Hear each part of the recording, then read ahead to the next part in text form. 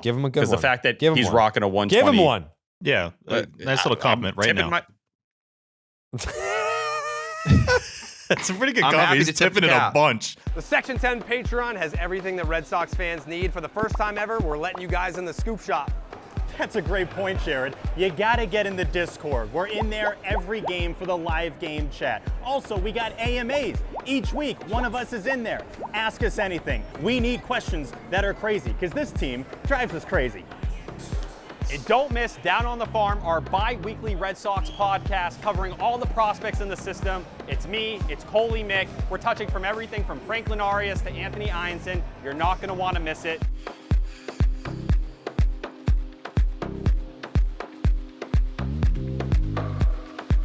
You can get all of our content at patreon.com/section10podcast. Don't miss it. Ladies and gentlemen, boys and girls, welcome to the Section 10 podcast. Here are your hosts, Jared Carabas, Tolle Mick, Steve Peralt, and Tyler Milliken.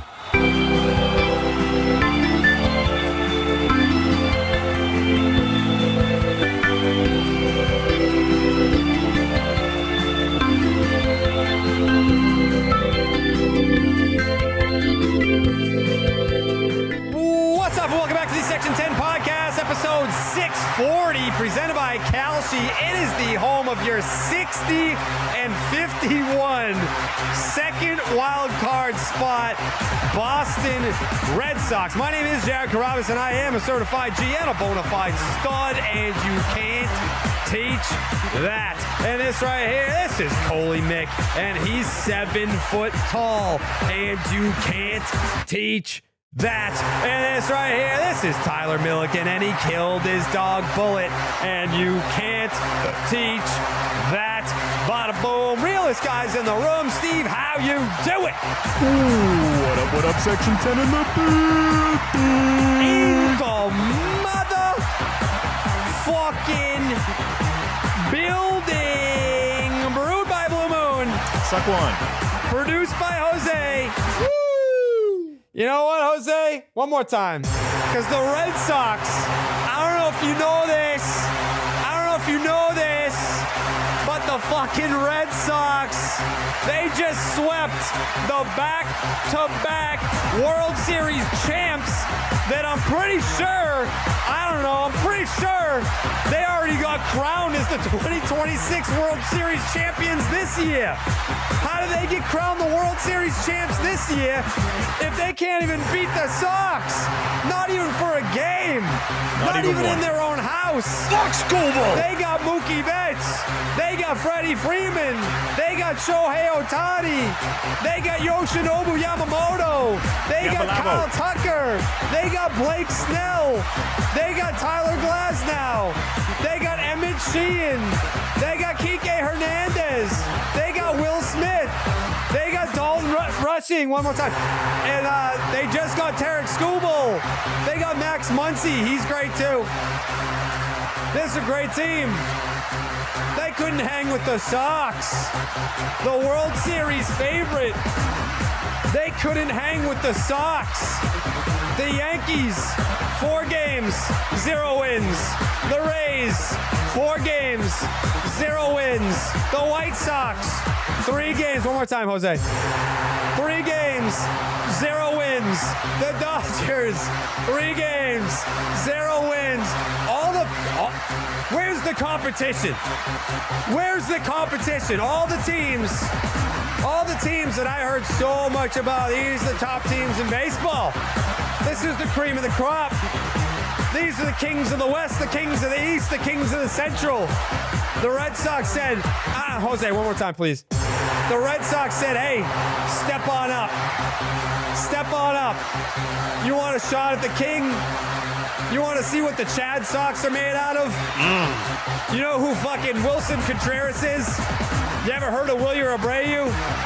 Ceddanne Rafaela, Jonathan Papelbon, probably the wisest baseball analyst in the country. He said he's the MVP. Is he wrong? Is Jonathan Papelbon wrong, T? More right than he's ever been. One more time, Jose. You have rookies galore. Payton, Tolle, Jake Bennett. These guys are going out there against the big bad Dodgers. W. What are we, a website? www. www.gut. One more time. Okay. www.gofuckyourself.com. How about that? Huh? That's all we got for you is W's. The last 33 games. The Red Sox are 28-5. 28-5. That's 7 more wins than the next best team. 7. Not 6. 7. One more time, Jose. I'm sorry about that. Cam Schlittler said, Red Sox fans, man, don't talk to me about the standings right now. Have you seen your standings? You guys are 14 games under 500. You guys want to talk shit about the standings? The Red Sox are what, 2.5 games back of the Yankees right now, T? Yes, sir. They're 2.5 games back of the New York Yankees.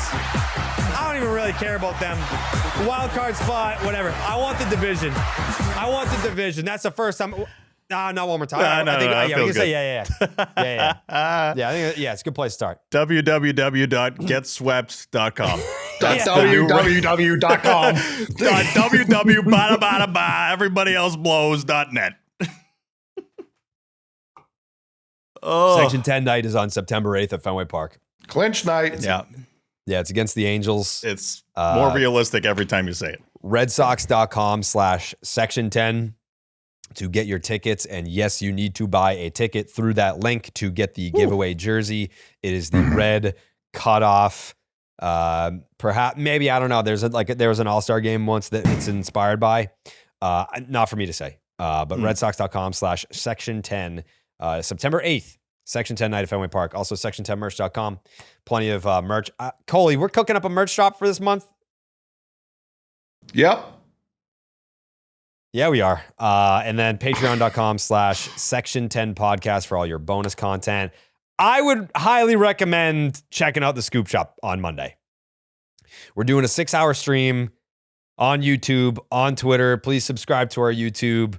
But yeah, the Scoop Shop, every little crumb that I've come across, I've been throwing in there. I'm not trying, like, there's some stuff, and like I gotta use my better judgment, because my dilemma is, all right, like, people are subscribing to the Scoop Shop, so I'm not gonna like tell them like, oh, like, you need to tell them every little thing. It's like, yeah, but like, if it's like if it's something that's just wildly inaccurate and it's not credible, then what's the point of the Scoop Shop? So I have to be the one that sifts through the scoops and then give them the scoops that I think are actually legit. And that doesn't mean that they would come to fruition. Perfect example, the Ellie De La Cruz thing.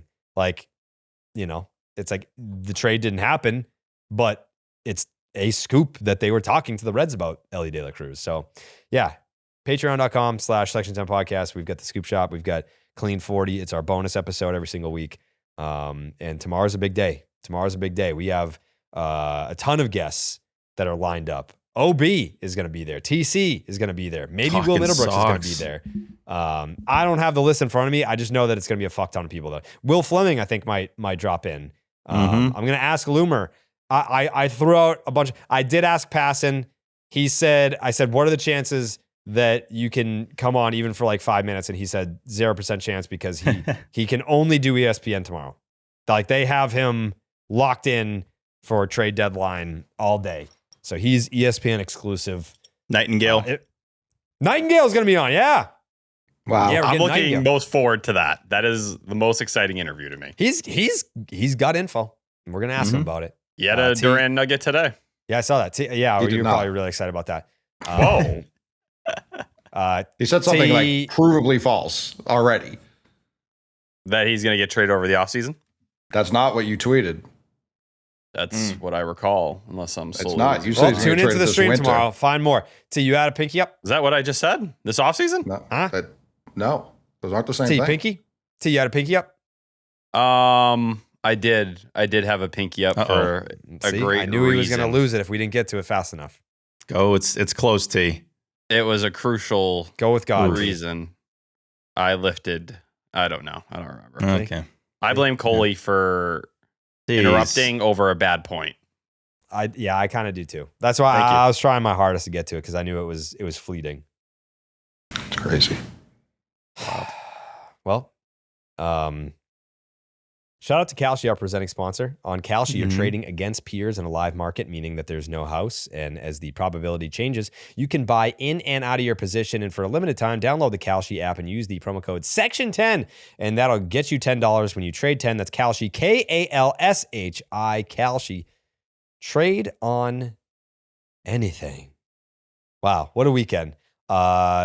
Shout out to me, the only person that had the fucking balls to predict a sweep in this series. Thank you. Good job. Thank you. I appreciate that a lot. Thank you.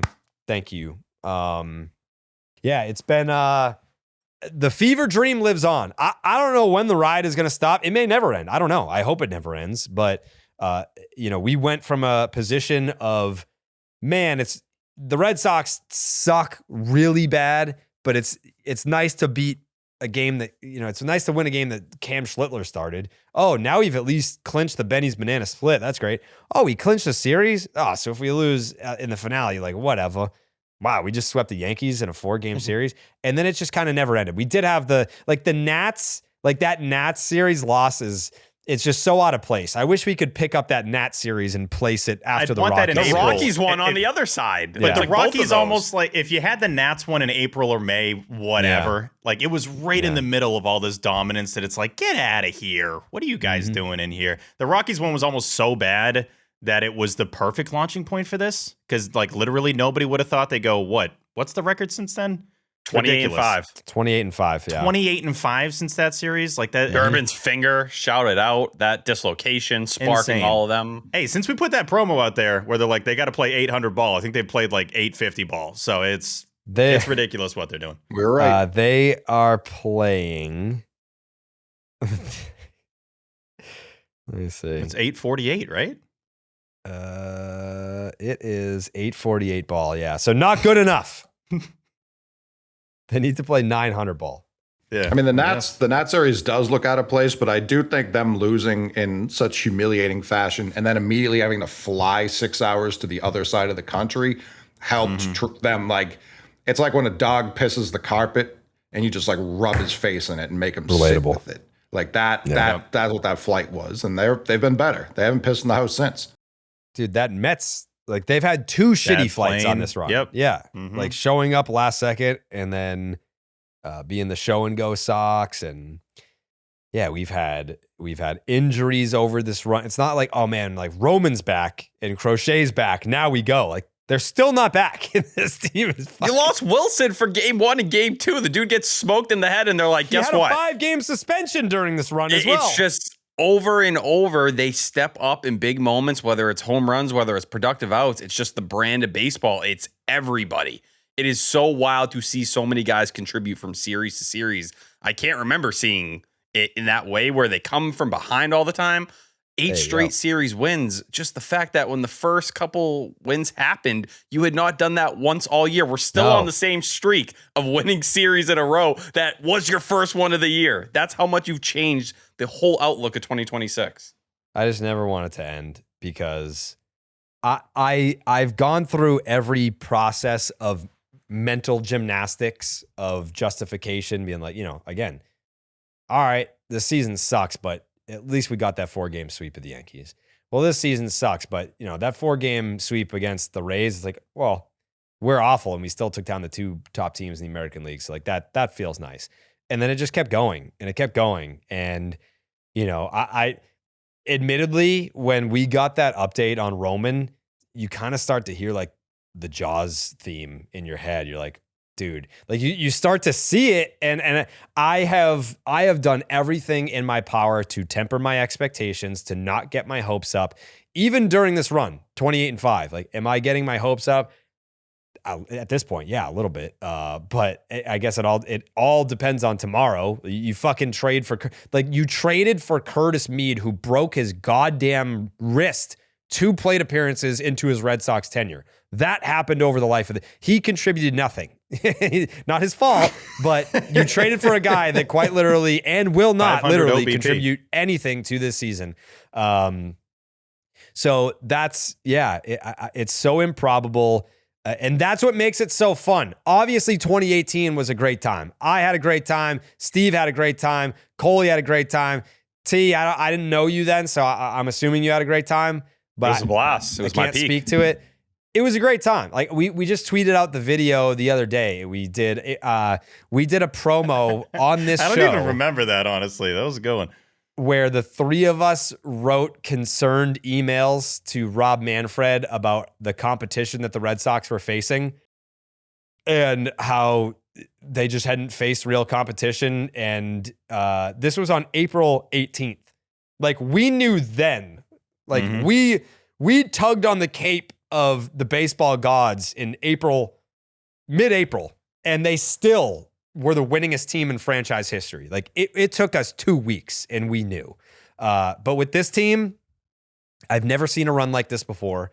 I don't know that a run like this. I'm gonna have to ask Jay Hay to do the research. Like, has a team with the Red Sox winning percentage that late into the season gone on a run like this in the history of baseball? I can't imagine. Sarah Lang's crushed it.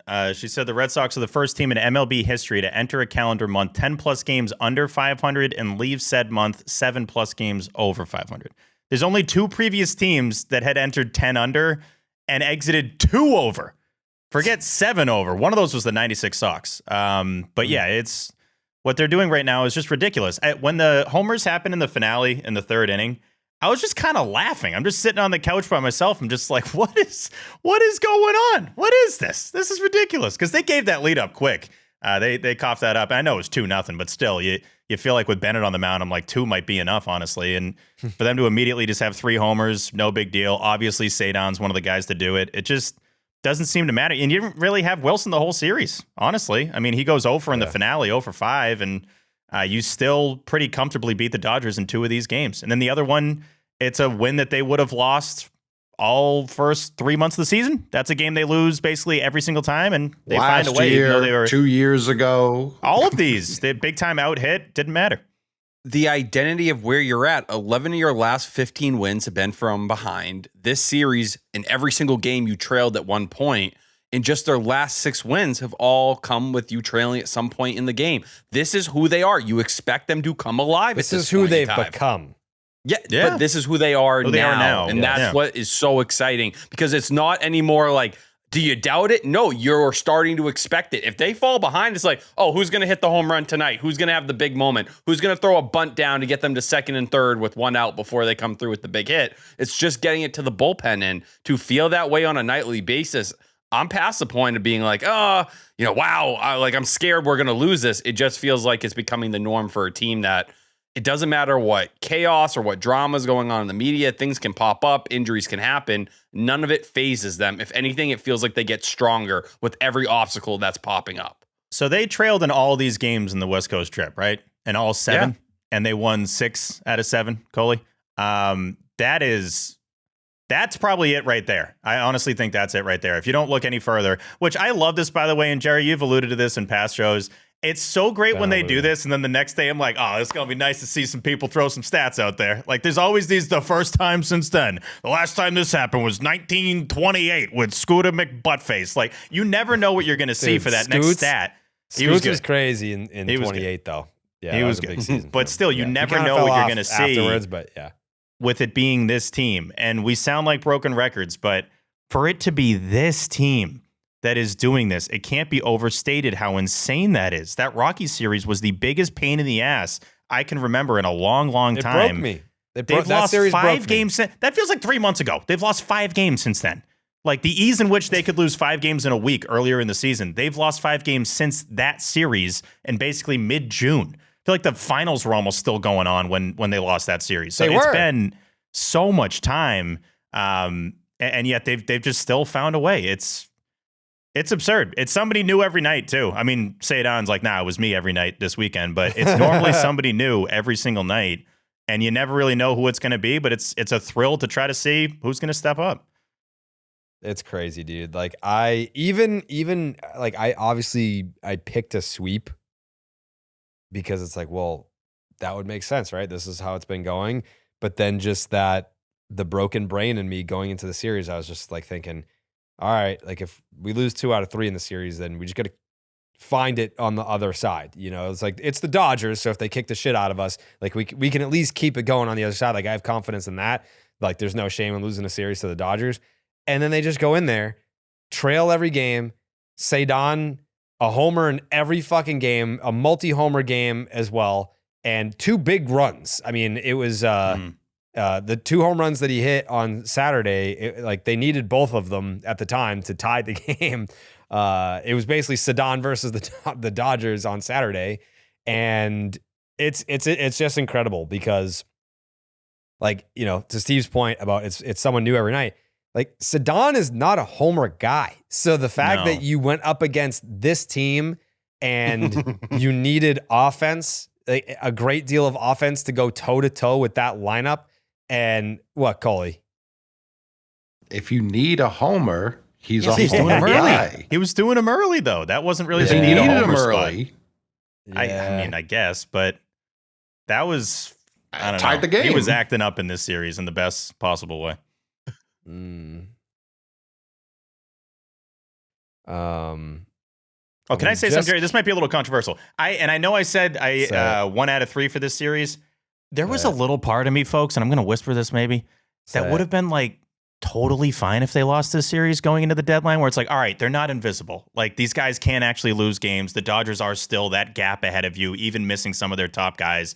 It almost would have been like just a smidge reassuring to Breslow, like you still got to add more guys, because there is that voice in the back of my head that thinks that he has the voice in the back of his head. It's like, it's still kind of okay if we don't get the big splash on Monday.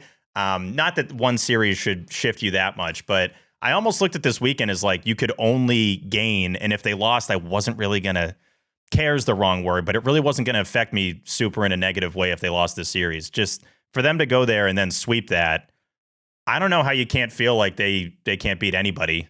I mean, what's the stat where they're like, what, 13-0 and now 14-0, I believe, during this 28-5 stretch against teams over 500? Like, how do you not feel great about that? Literally anybody they face, you got to feel like they can beat them. And they don't have their full team. Like I can't. And Lou crushed it tonight. Lou, not surprising at all. He was great. He on looks the broadcast. sexy, dude. And looking good too. Yeah, if you want to talk looks, I mean, great. When Lou dresses up, he's fucking hot, bro. The best thing with Lou with that is that he never really feels like he needs to dress up on Nest. He's like, Sunday night baseball. I'm gonna bring my finest. I'm gonna show up like I'm hosting a dinner for everybody here. But no, he made all the points that we've been making, which is like, why can't you feel like you can't beat anybody when they're beating everybody and all the good teams? They're almost worse against the bad teams, which is weird. But there's nothing in this streak that lets you think they can't, at bare minimum, come out of the American League. Well, you look at the first place teams that you faced during the streak we've talked about. It's the Yankees. It's the White Sox. The Rays were in first place for their stretch when you played them. And then you just did it against the Dodgers. You don't flinch. And like when you're just speaking of guys who are stepping up and other people contributing, it's crazy to talk about Andrew Monasterio, who has a fucking 1,000 OPS since July 1st. Andrew Monasterio, who was like at one point, a month ago, just losing playing time despite injuries because he wasn't performing the way he needed to. Brian Bello coming back from the dead in this series and giving you what he is out of the bullpen. Masataka Yoshida, like a lot of guys that were completely written off or just kind of thrown and said, this is a broken toy. This isn't going to work. I can't see them doing anything for the team this year. Even Jarren Duran with some big moments. Game 1, Game 3. You have to tip your cap to those guys because everyone's able to come along in a year where when things are bad, these are the guys that go away and you don't hear about them again until the offseason and then they're flipped somewhere. No, these guys are coming back from the fucking depths of hell to make an impact. And if you have that kind of chemistry and belief, when a guy like Caleb Durbin has done that and is now one of the main fixtures of your team, it spreads. It's contagious. To be fair to Bello, I don't know that the sending him down did anything. He's still just dominating out of the bullpen like he was before. We haven't learned anything He's pounding new since the he came zone. back up. Yeah, he's still the best bullpen guy ever. He was just as good before. I agree that Arsenal and like the velocity ticked up when he came back, but like he didn't come back as a starter, which was kind of the whole point. Yeah, I think for me, the pounding the zone and almost the mindset on the mound where he's been more aggressive. He's not working as deep into some of these accounts. He's showing better command and control. I always looked at Bello. It wasn't really physical things. It was more between the ears things. And just even hearing the way he approached his media session after the first win being like, I'm just happy to be here and I'm happy to have the opportunity. It's like, that's someone who seemingly has found their footing, their mindset, their outlook again. And like that to me, it's not finding your love for the game, but getting a guy back on track when it was clear the entire world was speeding up on him at that time. He's also not an asshole. Like, they were 5-28 when he was shitty before. It's hard to be like, I still want to start and like be a me guy when you're 28-5. But when you show up and all of a sudden you're throwing a 1.3 walk per 9 now and you're pounding the zone in that way, that wasn't the guy we were seeing in Brayan Bello early in the year. It was a lot of misfortunate walks. And when you have a guy like Bello who gets the ball put in play and you put traffic on, bad things happen. And that was what was happening. Jared. I just want to take a moment right now because when 2021 was happening, I feel like I didn't truly get to appreciate it until it was over because trying to get into first place and then you're in mid-July and it was like a very shitty August, September, and then you get in at the last second. So like the ride wasn't joyous. The playoff run was awesome, but that was also something where it's like, should we beat the Astros? Probably not, right? Like I don't know that this is something that is, we didn't draw it up like this, but we're here, so we might as well win it. With this team, I want to appreciate what's happening right now because I feel like it's reverse. If we don't have, if there's a lockout next year and then 28, like they're not as good, we're gonna be like, yeah, dude, but like remember how awesome that run was when they won 28 out of 33. Like we're in it right now. It's happening right now. So I don't know, man. I don't know how long it's going to last. I don't want to be selfish or greedy and be like, it has to continue. It doesn't have to. I would love it to, but I'm just trying to soak in how cool it is that it's currently happening. Like we are experiencing this Red Sox run that is historical right now. I feel like 5 years from now, when we're still doing this show, we're probably going to be referencing the run. This a lot. This will be we're going to reference this run for as long as we're doing this, and it's happening right now. Cole? It's why I respectfully disagree with what Steve was saying about losing this series. The fact that they won it again is specifically why Craig. Like I was thinking about it before we logged on. I think he could put himself back on the hot seat to get fired if he doesn't go aggressive enough tomorrow. Like I think the fact that something didn't already happen this weekend is a little bit of a red flag. Like if you're not going to buy for this group, you've got McAdam coming out and being like ownership's tired of kicking the can down the road, which I think is a little bit nonsense by them for interfering at all with any of this right now. But if that's really what the pressure's at right now, like I can't think of anything more deflating than coming out of tomorrow with what we've seen Craig do with these get deadlines. Them, boys. Yeah, like, you got it. You just can't that have there, that though. right now. That it's concern definitely of him, there. Yeah, not pulling the trigger. That's not going to go anywhere until we see it. Like that's why, obviously, we'll hear things. Jared hears the most, and it's just hard to get excited until something really happens. It really is. Like there's a lot of murmurs. There's this could, that could.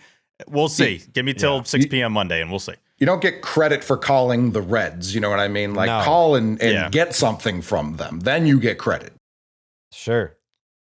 Especially when it was likely an immediate hang up, if we're being honest. I can't think that conversation was that long. I don't know. I mean, I can't speak to it. I don't know what they offered up. Like people were asking, like, did they put Arias on the table? I would imagine that sounds like no. They have to. There. I feel like the conversation doesn't even begin if you don't start there. I think unfortunately they're like, it starts at Roman, and they're like, no, that's probably where we're not willing to go at this point in time. Why? Yeah. I wouldn't say you can't have the conversation, but I'm guessing that's part of their calculus where they say like, we're trying to balance like both ends of the spectrum of what makes us best this year and moving forward. How do you? I think it depends on what the out? and is, right? Like and it'd be what else? Plus, if it was Roman straight up for Ellie, like I think that's a much different conversation. Yeah, but that's not how that package is going to work. No, I think the reason Craig wouldn't do it is he knows the Reds are going to trade Ellie, whether or not it's tomorrow or in the offseason or next deadline. And it's like, I'd like to have both of those guys. I think that's what Craig's probably balancing. Like, I know you poors aren't going to pay him. And he's right. The McAdam report was that it was mostly made up of prospects. Say it again. The McAdam report that their offer was mostly made up of prospects. The Reds want major leaguers, like young ones. So like that's Roman. Yeah. I can't imagine Craig's like, you cannot have Marcelo. Like he's off the table, pal. Mm-hmm.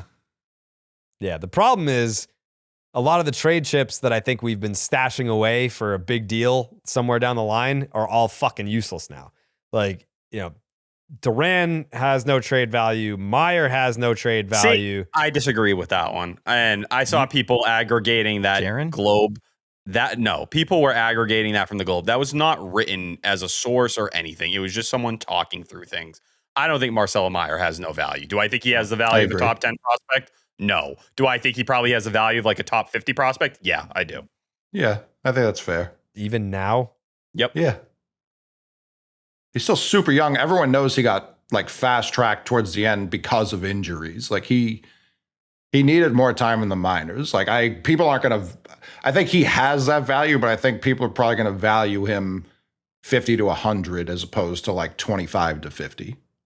So then I'll rephrase. The guys that we were setting aside for a big fish have diminished value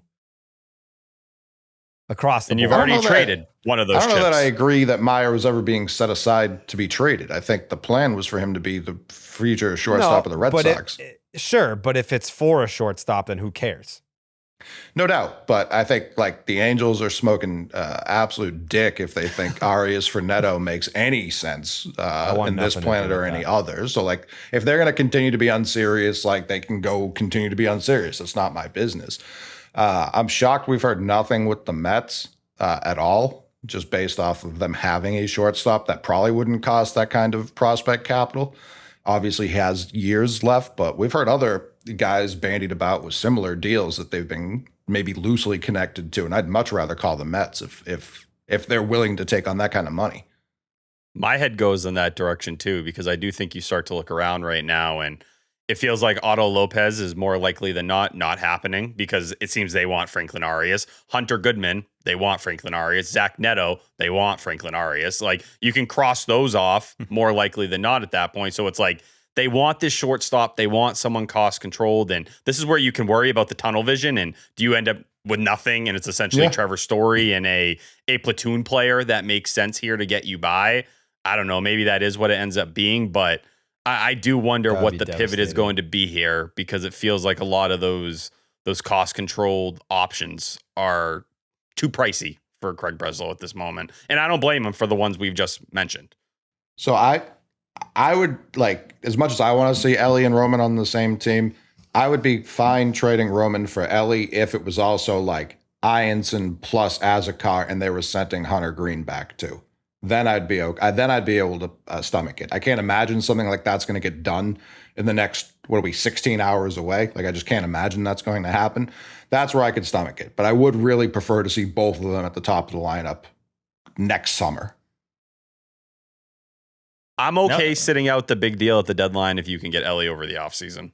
I'm 100% okay saving your bullet. Sure, yeah, I agree. They probably are too. Like that's why you can't trade Arias now. Yeah, I know Spearhead, he's not untouchable. I just feel like it's a pretty low percentage that Arias moves in the next 15 hours. I don't know. I think they'd need to really feel like it's the right decision, especially when he's still climbing the prospect rankings. Who was it there that had him at number 1 in his latest rank? Yeah, shout him out. Stats. So you're talking about that. I feel like outsiders would probably look in being like, wait, the Red Sox want a future shortstop that can be maybe a pillar of the franchise and they're going to trade that guy away. So that there's, I don't know. It's a weird combination right now, especially when you have so much control for the guys that are on the roster already. I'd rather find another way to maybe get a rental there or just figure that out. It does suck, though, because I'm kind of playing both sides here. When you're watching Monasterio the last week or two, and it's like, this can't be the solution. He's booting everything that comes to him. He's made a couple good plays, but still. Or just being like, you got it to the second baseman when the ball's on his side of the bag. Like, certainly this isn't my ball. And we love Andrew. We love Andrew on this program. He's doing it with the bat. Offensively.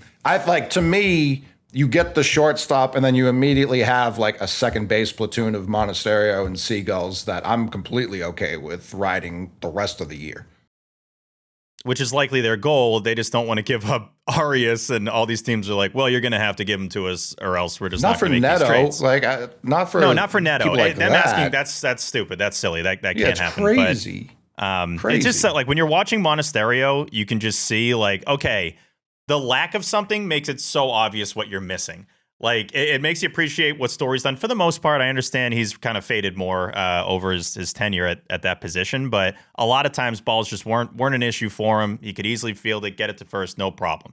Marcelo, for the most part, understandable. The metrics and all that, I get it, but like still the smoothness, the comfort at that spot. When you don't have that at the head of the infield, oh man, it sticks out. It sticks out like a sore thumb. And Cully to that point of like, hey, that's you. It's like, no, you're the shortstop. That's you. Like, it's basically always you. It's never like other guy take it. So when that's your mentality, that blows. But I don't even want to blame him. He's been put in this position. No. So and the dude's hitting go ahead blasting extra innings. It's like I'm not gonna dump on the guy. But yeah, it just sucks knowing that the team definitely sees that too, and they're like, all right, how uncomfy do we want to get in the next whenever this show's out? It's gonna be like 12 hours. How uncomfy do we want to get? That's why, to me, I keep thinking it's going to be catcher. I feel like they're going to end up jumping deeper into that end and maybe getting a better pitcher than people expected. And then they end up saying, like, we're going to get Story back in here. We're going to ride that out. And then but Arias for the catcher? That's the question. No. Yeah, and I don't think they're going to be willing to do that. No. I think it's going to be like a Tyler Stevenson kind of vibe. But I'm assuming the Rockies would ask for Arias for Goodman, right? Yeah, the Rockies are reportedly that's what the ask is at the moment. It starts. I don't think that's crazy. Like he's gonna hit. I wouldn't do that in 1,000 years. I wouldn't either. You don't know if he can catch or hit. It's like that's not why he's here. But if you're getting a guy who's a DH who's striking out 33% of the time, like, do you worry? It's Tyler O'Neill. It's that profile from a couple years ago. Are you confident? So much better than Tyler O'Neill. Is he? Is he that much better? Yeah. Do you remember how good Tyler O'Neill was in 2024? Yeah, but he was an injury guy. Like, we're not talking about the same kind of player. No, but we're talking about a guy in Tyler O'Neill at that point who was also giving you some value defensively. Like, Tyler O'Neill had a 135 OPS plus and hit 31 jacks for you. And that was in 113 games. People were like upset we didn't re-sign him. Yes. But people were like, come on, man. It was like Beltray 2.0 when they let him leave. Like, this guy's so perfect for Fenway. If Goodman could fake it back there and people liked it, but like the fact that scouts are like pretty all on the same page that defensively they don't believe he can stick it out there. And I 40 to 50 homers with a 130 OPS plus seems fun. Bold of you to like that. Yeah, bold take, right? But I don't know. It's a lot of strikeouts and there's not a lot of guys that maintain that profile. I did want to bring this up. This is kind of shifting gears. Go for Cole. No, go ahead. Okay, it's not really as much trade stuff, and I figure most of the trade talk might even be fucking dated. But the turnaround they've had, and I know we've talked about it already, but it got me thinking. I want to revisit the record predictions we had at the start of the year because I totally forgot what we picked for win totals for this team. Jared had 91 and 71. What's up? 91. Okay. Yeah, 91. I had 94. Yeah. I had the most optimistic, 94 and 68. Coley had 86 and 76, which is higher than I initially thought. T had 90 and 72. Right now, Coley, it's pretty spot on. Sox are on pace for 87 and 75. And I'm sure you predicted that this was going to happen. This was going to be the worst 3 months ever and then the best 2 months of all time. But yeah, basically. Well, if they keep playing 850 ball from here on out, then what is it? Then it's probably 94 and 68. It's probably right around where I had. But I mean, our predictions aren't exactly, they shouldn't really be factored in much, considering that even on that graphic, it was Roman and Crochet were the two players that we put on that graphic there. And that kind of sums it up perfectly. But it is crazy to think that this wasn't even a discussion like a month or two ago. Like, we weren't even going to probably revisit these. And now it's like, wait, this is getting back in the range here, that they might actually end up with something that we could have seen coming at the start of the year.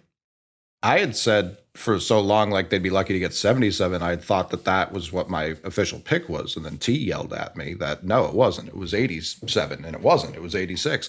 I did say that they were an AL Central team that would go on a long run like the Guardians or any of the Central teams do. I didn't know it would be like, I didn't know it would be historic. You see Dave Roberts' comment, Coley? No. He goes, honestly, they're like, this Red Sox team, you know who they remind me of? They remind me a lot of the Brewers. And I was like, there you go. I was like, NL Central ball right there, baby. Yeah, I mean, like this. It's because we have three Brewers in our infield. Fair, good take. Yeah, like the comfy He's cushion seen all these that guys with came Brewers hats on. That's why. at the end of tonight's Are we game. playing them? That doesn't happen without a bunt. You got Sorry, 8 Jared. runs tonight because of a bunt. Yeah. I mean, I was at the Discord and everyone was flipping out about Tony Seagulls, and I'm always behind, which sucks, but whatever. I'm like, oh, this must be a 3-run tank. It's just like 2 wild pitches. I'm like, just because Seagulls was in the box when these happened, this is, I guess, give him credit for anything. I'm totally fine with that. That's Love the true, guy, yeah. but yeah, that counts just the same. And I love that he double confirmed the Tony Seagulls love sitting down with Durbin there. Credit to the Red Sox. They do this like twice a year. And T, I'm sure you're normally all over these for quotes and everything and clips, but they do the sit downs with the players. They did the Tolle and Connolly one. Very sad now looking back on that. But looking at Seagulls and Durbin, it's always like around this time that they'll do this. Last year was Jaron and Story, and that was a lot cuter a year ago. But you look at it and then get that answer out of it, get more stuff out of these guys. I wish they would do more of this, honestly. I love it. And you got to win ball games for this to play. If they were going on that pace and they're like 15 under right now, I don't think it's really cute talking about nicknames, like the Fenway Garden. But really good job by them to do that. And it was just cool how much he loves that name so much. Like, it is his favorite thing ever. His fiance doesn't, but she likes Anthony Seagulls. Not Tony. She doesn't like the Tony part. The Tony version of it, but it's just cool to see how much he appreciates it, and then him mentioning how much it gets mentioned at the park is funny. See?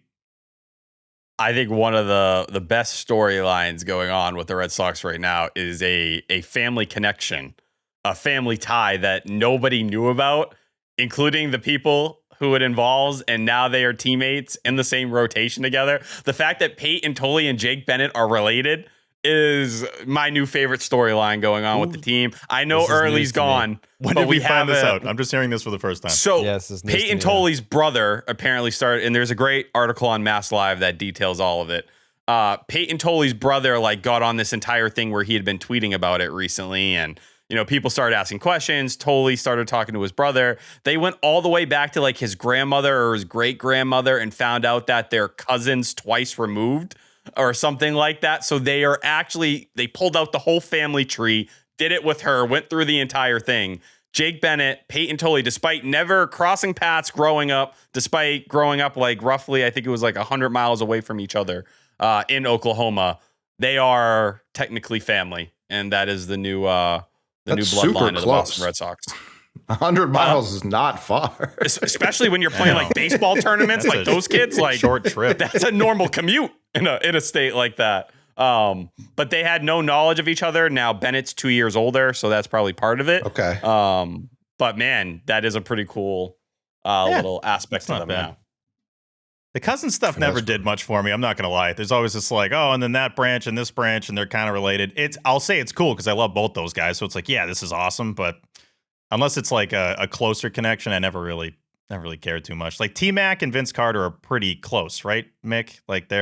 They weren't, though. They found out because the grandmother was though, is the gap of the branches basically super far? I more care if it's a legitimate one. No, versus okay, yeah. They're close. Yes, they're close in that way. I thought you meant close their whole life. No. Yeah, they didn't know. But I think to me, it matters a little more when the branches are a little closer. But I'll still sure. Give it to you. You want close, Steve? Tolle's first cousin, twice removed, is Jake Bennett's great grandmother's niece. Oh, okay. So if we really want to talk close, or we want to talk about basically inbred, I'm hearing. Yeah, this is essentially illegal. That's how close they are. For being honest. Exactly. We'll break that story. It all started in a really weird moment, but that's cool. I'll take it. What are you looking at, Jerry? Deals? Oh, you got a family tree? No, unfortunately, no. Something about to happen? No. What was that? All right. Okay. No. I got to read into it. It's that time. If someone was about to happen, I would have been more excited. What happened with your son today? Ace? Yeah, I heard people were saying that there was something about him that they received a message that the Red Sox were about to do something through him.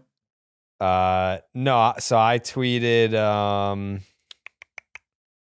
I said, we're in that 48-hour window where I can't even tweet about my dog because it will be taken as a veiled reference to a Red Sox trade rumor. And then someone was like, oh, so Ace, we're getting an ace? We're getting a frontline starter? Is that what's happening? Well, I don't know. I haven't really... I did hear a name today. I wouldn't describe him as an ace, though.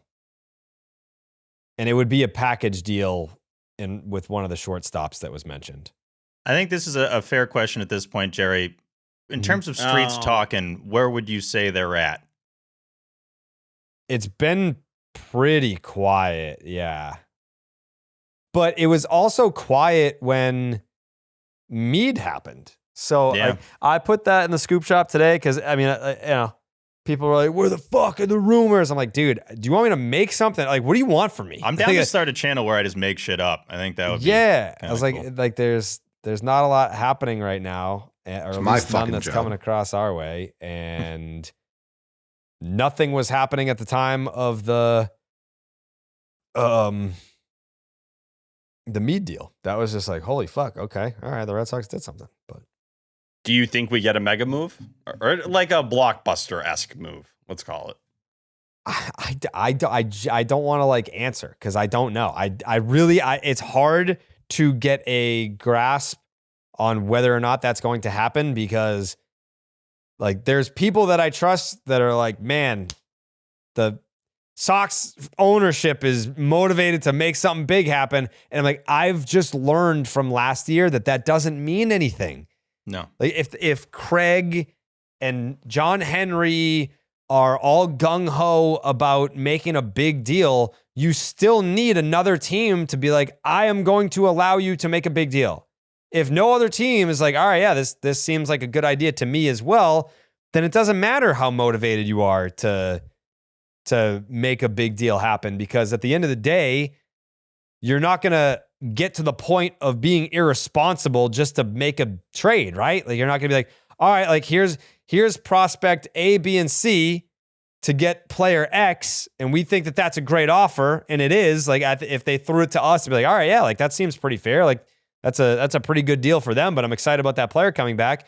If the other team looks at the prospects and says, I don't value them the way that you do, okay, there's no deal. Doesn't mean the Red Sox didn't fucking put something up there. So I don't know. I can't sit here and say that I'm going to guarantee and super confident. Hashtag wait and see. I'm just happy we're here. I'm happy we're at the day. You guys know I hate hypothetical trades. I hate like, they're trying. They're going to go for a big splash. This report comes in. That report comes in. I know, T, it's a big part of your feed with all the getting stuff from articles and everything. It just does nothing. It's like barely ever done anything for me because until moves happen, until you actually make the splash, it's just, we've learned too many times it's not worth your energy. It just isn't. And especially like with us getting older too, like us in our mid-30s now, I know T, you're like 15, but like us in our mid-30s, I feel like I just don't have that energy to give it. I don't have that like brain space to give to like, maybe they'll do that, maybe they'll do this. The beautiful thing is pencils are down at 6 p.m. Eastern. I love that. That's great. The definitive, you can't do anything after this. I know there's technically some moves you can make, but like this is the last chance you're going to have to be able to do this. I love it. What's up, Coley? What? You're just talking utter nonsense to me. That's all I think about. What, you care about is the rumors? No, not the rumors, but like I am constantly like building and rebuilding this team. Oh, of in course. My head. It's our like, biggest difference, I think, for how we view this. I just don't care at all. I really don't. I mean, I know the value in it, but also like you have GM, history that's on your resume. Like if you got hired by any of these teams, I don't think any of us would question it. It's like, all right, we lost Coley, but this is what he's meant to do. I would probably keep doing the show. Would that be part of the deal or like you would do it on the low? I don't know that would be like how would I do it on quietly? We just I don't know. We just modulate your voice and say that it's not you. They can't prove it. I know people are excited for the deadline stream tomorrow. Can you imagine if Coley was actually just making the moves while we were on the stream? He's just actually getting business done. He's going to be in the car tomorrow. We're on the stream. He's just on his phone in the background. He comes back. Goodman. Done. Got him. He pumps his fist. You like Steve just said, too. you yeah, we would have to if you were getting them. You follow all the rumors. Was anyone talking to Ellie before me? No, it definitely wasn't like even like one of those like white whale things. Like I know that's everybody's like favorite thing. Like, oh, like Ellie's always the guy I've been waiting. I feel like I haven't heard an Ellie Red Sox thought at all until, usually you're the guy, it's him and Tatis that you circle back to pretty frequently. I haven't brought up Ellie like before. I feel like, I don't know why over the offseason, I felt like at some other point, I remember us talking Ellie and it not going anywhere because we didn't really take it super serious, but I had felt like you had mentioned him somewhere. Well, because I think the Reds at the time were trying to sign him. Yeah, maybe it was around the time maybe it was when that him at Morris. That might have been when. Yeah. That's also part of the beauty, though, Coley, is that I know you're going to mention that on here, and I'm going to listen to it and file it away as like this could happen. So it's like, all right, we got that, which is nice. I don't really got to worry about it. But there's something about how the Sox are going right now, and I don't think this is going to be much of a distraction. Whatever happens tomorrow, I just want to know what the team is. I think we all do. We want to know what that roster looks like. Like, who are these guys going to be? Who's going to be here? Who's not going to be here? My gut continues to lead me towards there's not going to be a massively different look to that lineup on whatever August 4th, August 5th than there would be from this past weekend. But we'll see. It's just nice to know, especially for those guys right now. You come back, you get the off day. I love that they have the off day on the deadline. You get to go into a homestand, which you can finally win games at. That's another great part of the second half. It's like they remembered how to win at Fenway, and you don't have to rely necessarily on whoever comes from the deadline, but it could improve them. And I don't really think could be wrong here, but I don't think, throwing someone in that lineup, even in like the 5 spot, wherever the hell you put them, would change the flow. They almost seem like there's nothing that phases them right now. It doesn't. It's like this season's going this way, and then Craig's just been able to try to figure stuff out over here. It's not like there's been some intersection or like something that he does is going to ram into this momentum and send it off course. I'm not worried about it. There's different versions of the Red Sox I would be worried about it, but not this one. Jerry? Wow. No sweep celebration could ever be complete without an ice cold blue moon with an orange sliced tea. I feel like you're not like a orange slice guy though. Is that not your style? I've always been scared of orange slices until Blue Moon. That was the first time I really got into them, and now I have to have one every time I have a drink. Okay. All right. I'm just making sure because I don't know. Yeah, there it is right there. Look at Coley up there in his hotel room. He was like, you know what? Yep, there it is. Take a swig, brother. Take a delicious swig of that.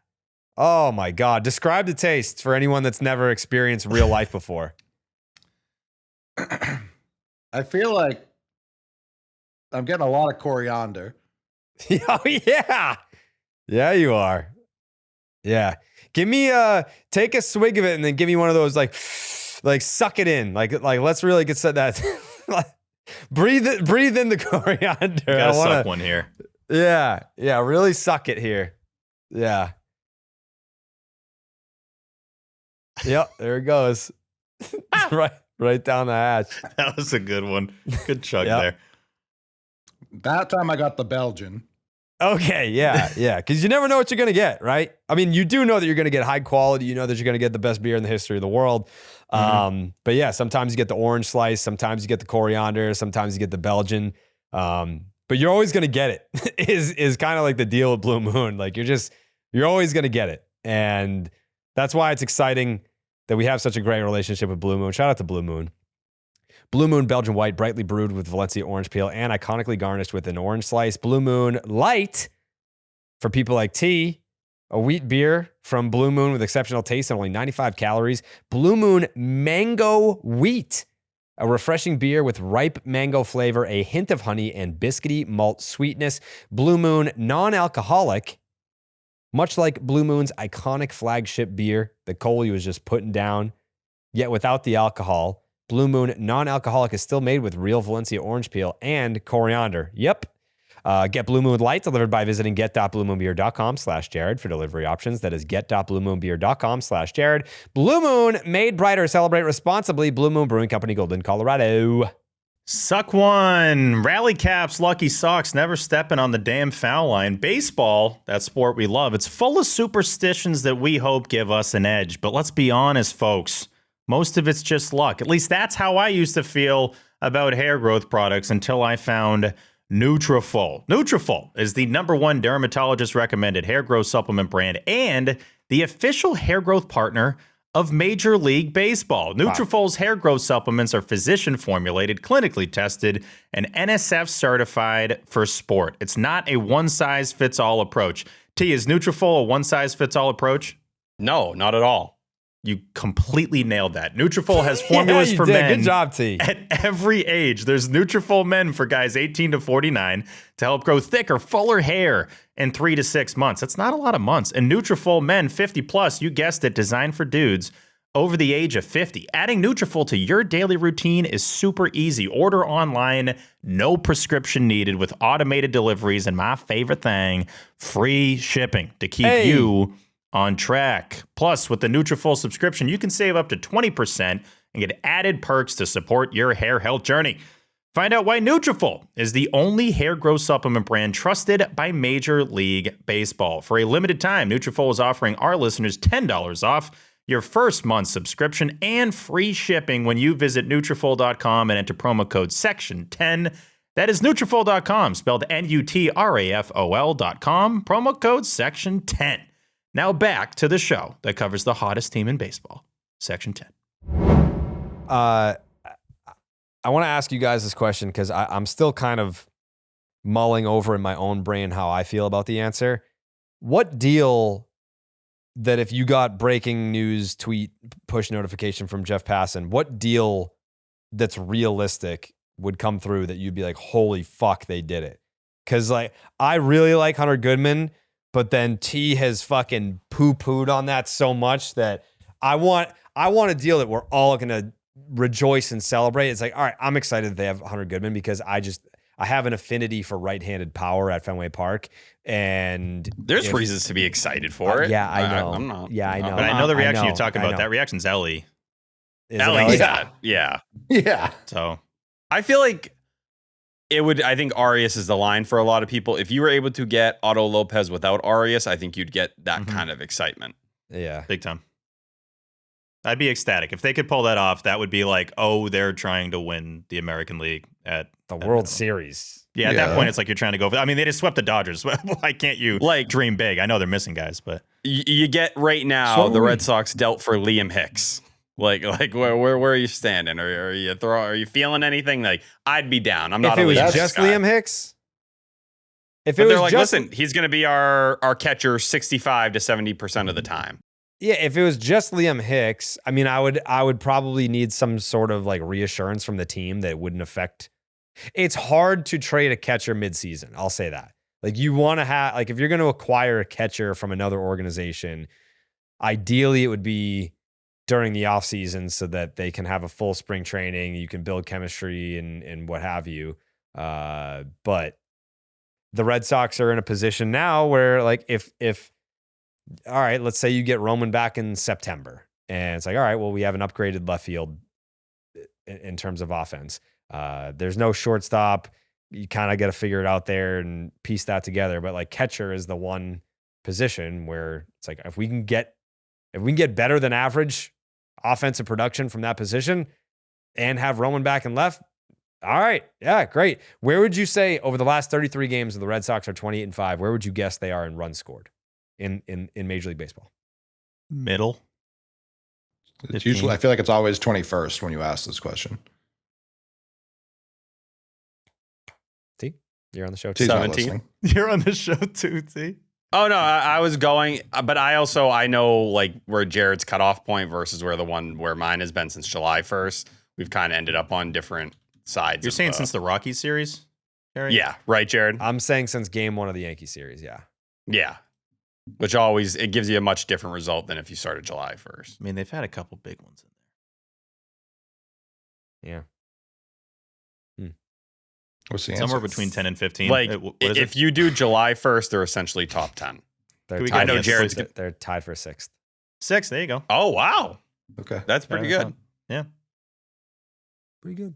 So, yeah, that speaks even more to, I think, because it felt like when we were using that line before a lot of the time, when we were talking about the streak right around the All-Star break, it kind of brought down the offensive outlook a little bit. It made you think less. Since July 1st, they're offensive 8th. thing down. They're 8th since July 1st, so it's worse. Yeah. Where are they in WRC plus? I don't fucking know. Okay. I'll do that. I don't know why I asked you. Like, I needed you to do it. I'm getting very worried about the AL doubles crown. Okay. And I know everybody is too. The third team behind the Royals, man. Oh, God. Ugh. Yeah. I mean, 14th in WRC obviously plus since June 25th. Witt would satisfy that. See, like the Ellie thing to your question before, like if it was Roman, I don't know that would be a unified like excitement. No, it wouldn't be. You're right. But I think there would be some level of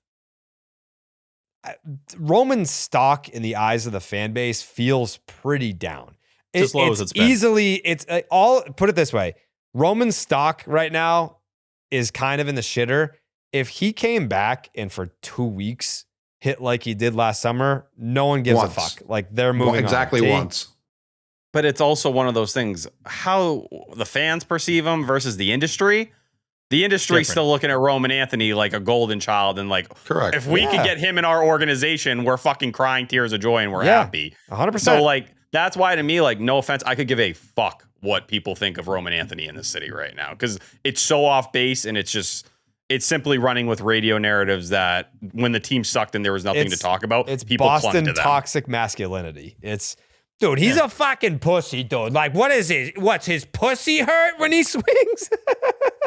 That's what genuinely though, that's the Caleb Durbin fucking dislocated his finger and stayed in the lineup. It's like, dude, it's different, dude. It's different. I saw fucking Zdeno Chara broke his goddamn jaw and was out there for the fucking playoffs. But Roman Anthony can't go out there with his fucking finger? Oh, your little pinky hurts? What the fuck, dude? Get out there. My David cousin Ortiz Marty got shot, and he was going to be the flag guy at the Bruins game. My cousin Marty was fucking laying bricks, and he dropped one on his toe. He had to cut his fucking pinky toe off. He still finished the job, dude. He still finished the job, and they gave him $50 gift card to Dunkies for it. He didn't even get. Roman Anthony gets $150 million. This motherfucker got $50 for Dunkin' gift cards. We are easily the top fan base that references things that have happened to us or friends and compares it to the best athletes on the planet. Like, I mean, the other day, right? I stubbed my toe. I kept, fixing the house up. It's not like I'm on the IL. What the hell are you talking about? Yeah. You will get Little League stories or Boston sports radio calls breaking down that. I pulled my fucking back trying to get the leaves out of the gutter, and I still finished the whole job. And I shoveled the fucking driveway. This guy swings a bat. Boom, he's done for the rest of the season. It's fucked up, dude. I'll hang up and listen. Yeah, that's Boston. Yeah. Long time, first time. Yeah, it's rough. I mean, we've mentioned on past episodes, but it's, the disrespect towards Roman has, I think, gotten a little out of control. And it's out of sight, out of mind. And I feel like people feel like they can say whatever they want, and they can. But at the same time, this is somebody that could be massively important to your franchise moving forward. And, his recovery, obviously, we're going to be watching it very closely. There's another guy talking about a great summer, and I only kind of remembered this. I would have remembered it either way, but got a nice refresher looking at some past Ketchups a couple hours ago. Imagine, and I don't even think this is going to happen, but imagine if Story came back and was actually good and just like plugs right into shortstop and then just like performs well. I don't think it's going to happen, but it's not like it's a 0% chance of that. It's not zero. There's less pressure though. Yeah, I guess, but this was never a pressure issue. It was like a talent ability, not talent. He looked awful. It was an ability issue. Like he's very talented, but I think ability wise, he's at a point in his career where I don't know that he can just. All right, you've got what? By the time he comes back, a month and a half to get it going the way that you were last year. Is that enough runway? Probably not. No. Because you have to figure out history. He's done it like 3 times. That's kind of all he does. That's his routine is like, how much you need? 45 days. I got you. He's like, I'll gladly suck for like 3 to 4 months and then be really good. But he's restarting his season basically. So the part where he sucks is all we have left. No one's more ready for that. Yeah. It's possible. I'm just floating that out there. There is a possibility that happens. Obviously, they cannot bank on that, but if it did happen, it would be the perfect time for it to go down. Like, and I think that's where Steve is, where I bet, like, it wouldn't shock me if 48 hours from now, the plan is, all right, Trevor Story is going to return to shortstop. They have something that makes more sense in a platoon at second base. It's Tyler Stevenson, and they brought in a really good lefty reliever. And it's something like Brooks Raley and maybe a starter depth option. Like, I feel like it's going to be more something along those lines than the, oh shit, Otto Lopez is here and he's playing shortstop for the next 4 years. They got to be damn confident in Meade if they go that route, that he's going to be back. Or else I'm calling for his job. Yeah, that's where I wonder where I think they're, and I think that's why they kind of like the Meade situation where they could play it out. They felt like they got whatever their like good medium fish was, and they were going to see where the pieces fell. Medium. No, I'm calling for his job. That's the exact same thing he did 2 years ago. Like, it's the exact same deadline you just described. It's better than Danny Jansen, but yeah, I agree. It's a higher end version of that. Kind of. Instead of going out and getting like Danny Jansen and Luis Garcia. Like, if you were to go out and get like a legit lefty reliever, if you were to go get Tyler Stevenson, who is a starting catcher, those are higher another things. reliever Those are higher too, end right? versions of that. The Reds one, I'm blanking on his name off the top of my head. Oh, me too. I was driving around in the car the other day, and it bothered me. Everyone they got that. He was good in his first like 2 outings, and then he was atrocious the rest of the way. I'll have it here in a second. I can't even picture him. This is gonna annoy Lucas me. Sims. There we go. Lucas Sims. Yep. Yeah. It was those guys. So like that's why to me, like if you actually go out get a Brooks Raley, whatever, you know, that kind of like lefty, and it's him, Stevenson, and a Dustin May type arm. I don't know. I feel like it's going to be a lot of like solid pieces, but probably not the big fish piece. But that's going to be another thing where it's like you better be ready to pull the trigger on those moves. And if you feel like, oh shit, we're about to get Neto or about to get Lopez, and then you don't, you need to be able to kind of jump in another direction. Jared, is there anything that's made you want to pull your hair out lately? Yes, actually. What do you got? Well, I think it's like I said earlier, what makes me pull my hair out is when I see teams making moves the day before the deadline. And then we are one of those teams where it always comes down to there's 30 seconds left on the clock. Are the Sox going to do it or not? There's just no easy deadlines for this team, this organization. No. It's almost a tradition to either create so much hope that something's going to happen and then nothing does, or make us wait until the last possible second before it's like breaking news, the Red Sox did this, you know? I know we're doing 12-6 for the stream. I can almost guarantee you 12-5 does not matter for the Boston Red Sox. That there's like a very little chance that we're going to get something at 2 p.m. that has us going, whoa, can't believe they did that. It is going to be the last 20, 30 minutes where we're just hanging on for dear life and already kind of accepting our fate. Can already see that happening.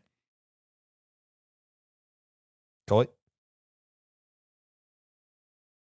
I won't be sleeping well. I won't be traveling well.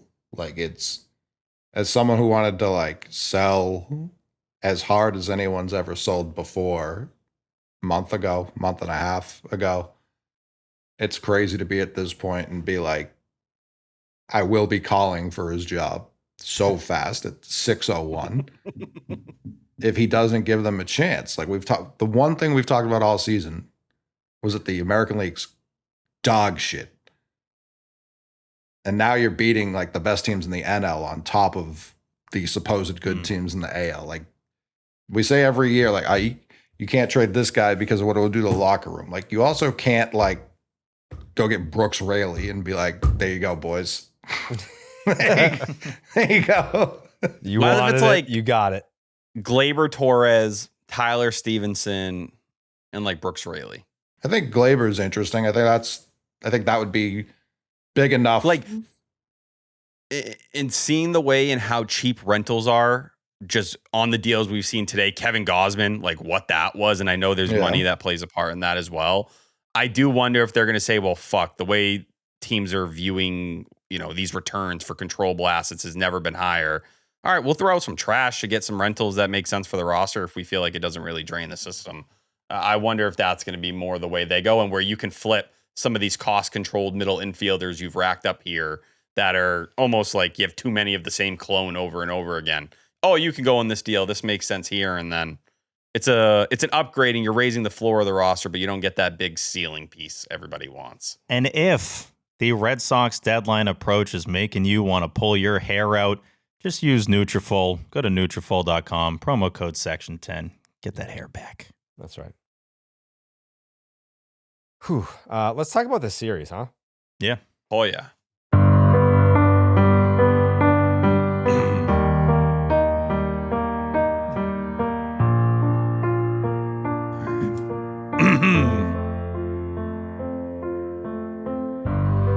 Bello, straight Fetty.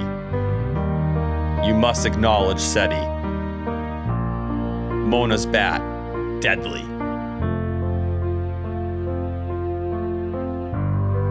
It's the Seti show. Yep, you're dead if Willier throws. Tolle plus Penn, Mo. We're going to get a hoe there. Red Sox sweep the best. Seti, incoming drug test. Mazda owns the West.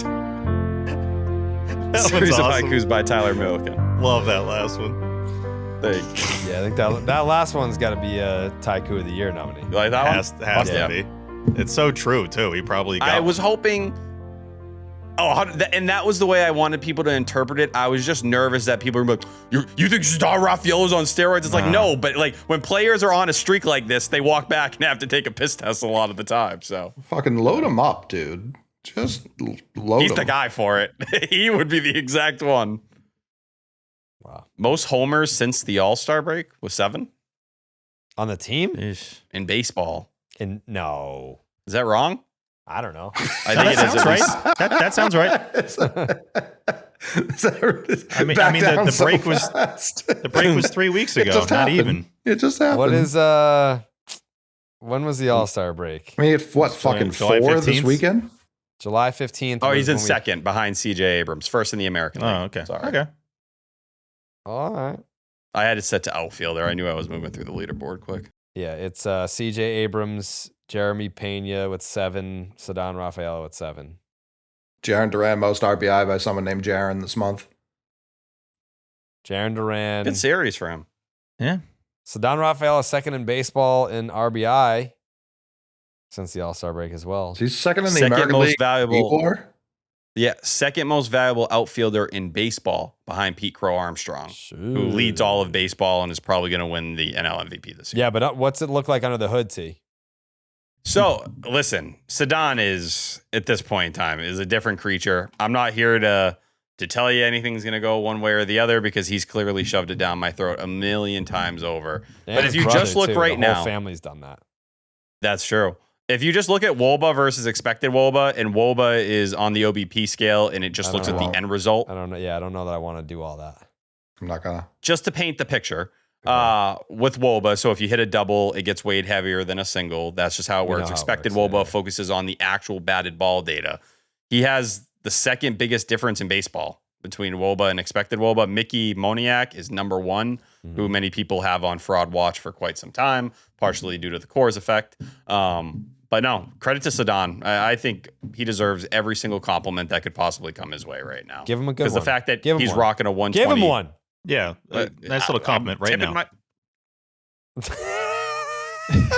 That's a pretty good I'm compliment. happy He's to tip tipping the it a cap. bunch. That's a lot of tips. It's that good though. He deserves that kind of appreciation and love right now. I agree. I wanted to see you tip, you know? Totally too. Yeah. That's the Mikey. Steve? That's the Mike Eamon. Steve? What's up? Oh, yeah. Thank you. The one thing that like you would point to that is like considerably different than a year ago, because like, you know, expected WOBA, even like chase and a lot of that kind of stuff, like the chase is back down to the 4th percentile. His launch angle sweet spot percentage, so like you're getting better angles on the balls you're hitting. You're able to do a little bit more compared to what you were doing in previous years, but that would be the only big difference in terms of his hitting profile. Yeah. I feel you on that. I got a little stat here, a little Stevie Stats. Let's hear it. The Red Sox going into the All-Star break, 14-3. The Red Sox coming out of the All-Star break, 14-3. God damn. That is something else. I actually don't like that. Why? Why? Because what happened before the 14-3 going into the All-Star break? Oh, yeah. So now they're set up for like the worst close of all time. Yeah. I mean, in theory, yeah. But no, they're going to keep this going, dude. We just wanted to show everyone we could do it. We'll see everybody next year. Yeah.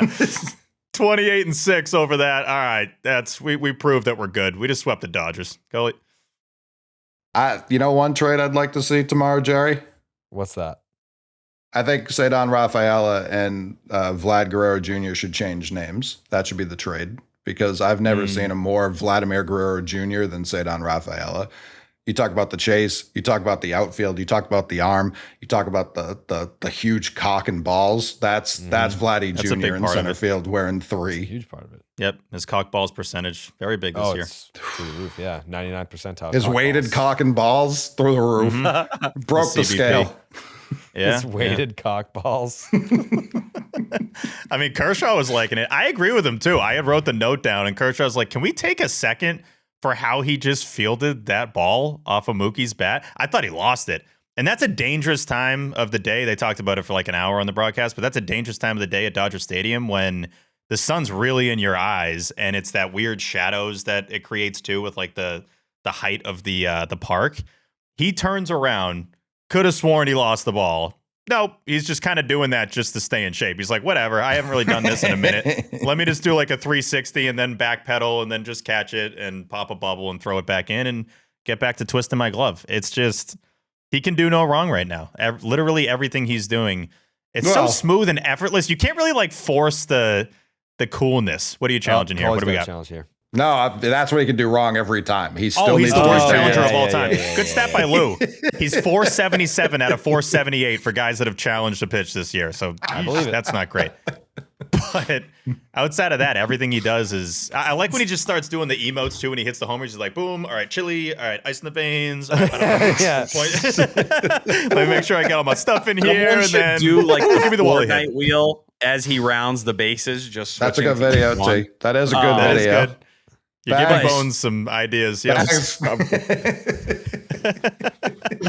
the fact against Yamamoto with the splitter, to be the first hitter to homer more than once off that splitter in all of Yamamoto's career, like Rafaela did that in 3 fucking innings. Like, that is insane. Like, you're just seeing a guy who it's hard to quantify what he's become, because I never saw this outcome. I never saw this result. But he is just a joy to watch on both sides, and he's just been so consistent. For a guy that we always called inconsistent for so long, it just feels like all year long he's never gone too low, and now we're at this super high, but it's like you don't even have a lot of weeks or 4 or 5 game stretches where you got pissed at him or frustrated with him in a big way. Is that not who he was burning up the minors, though? What, Steve? What do you mean? That was a hell of a pull. I was like, what the hell is he talking? Rafaela hit some big walls in the minors, man. Some big walls. Oh, that one got me. Damn. Too low, bro. Yeah. Fucking do that right. Do that right. The Nesson stat of the night, which we've referenced before, but when they get one on there, Nesson's been cooking with these friggin' stats this year. Ceddanne Rafaela, the first AL player ever with 2 homers in the first 3 innings at Dodger Stadium. I love how simple that stat is. It's not like in the month of, July or August or like within the last 10 years. In the history of Dodger Stadium, which has been around forever, I understand interleague play hasn't happened that entire time, but still, to be the first guy ever with 2 bombs in the first 3 innings for an AL team at that park is like, what? And off of Yamamoto is crazy. I'd like to know just at this point how many guys have 2 homers off Yamamoto. I don't think that list is that long. That can't be a super long list. So he does that in 3 innings. It's absurd. That's why there's so much. Probably. I don't know. There's so much like, I can't believe this is happening inside of the I can't believe this is happening. Like watching the game on Saturday, it's like, all right, yeah, Ceddanne hits one. Great. Yeah, he's been doing that. Did it the night before. And then he hits another one. And you're just like, what is like, and it's off of Yamamoto. Like when we did the splitter. Yeah, like one of the best pitches in the sport. When we did the look ahead, it's like, all right, like in my head, I'm like, okay, probably in Yamamoto's been pitching phenomenally. Like the numbers, it was like his last like 14 starts. Yeah, he's just been dealing. See? And Thank you. It was worth it. Against Yamamoto's splitter this year, guys are batting 162 with a 297 slug. How many homers?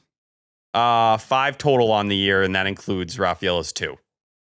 So he basically doubled the home run total. It's crazy. It's a 203 expected WOBA after the home runs, after the 2 Rafaela hit. And he just said, fuck it, I'm going to take these out. I'm just going to ship these out the ballpark.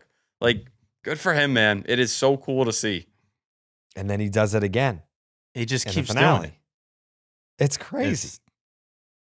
He's starting a trip, by the way, hitting a homer he didn't even think was gone. Like, that's how much he's cooking right now. A grand slam that he was pissed about. And then it ends in LA on national television. And who cares? It's whatever. I'll add another one to the list. I feel like obviously we love the Red Sox. I get so excited when they're playing well.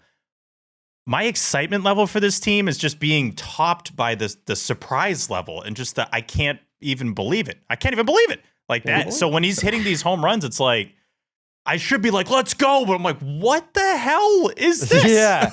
What is this? Today, I'm doing mixtape while they're playing. So I look as I won't miss a Rafaela at bat. He homers. I go back to talk to Withers. And then I go back to look at, because I'm now programmed. They used to show you the replay immediately, but now because of the fucking pitch clock, the replay comes like an hour and a half later. So I go back to look at the replay, and I know that the home run had tied the game at 3-3. And I see the scoreboard says 4-3, and I go, stupid fucking NBC doesn't know what they're doing.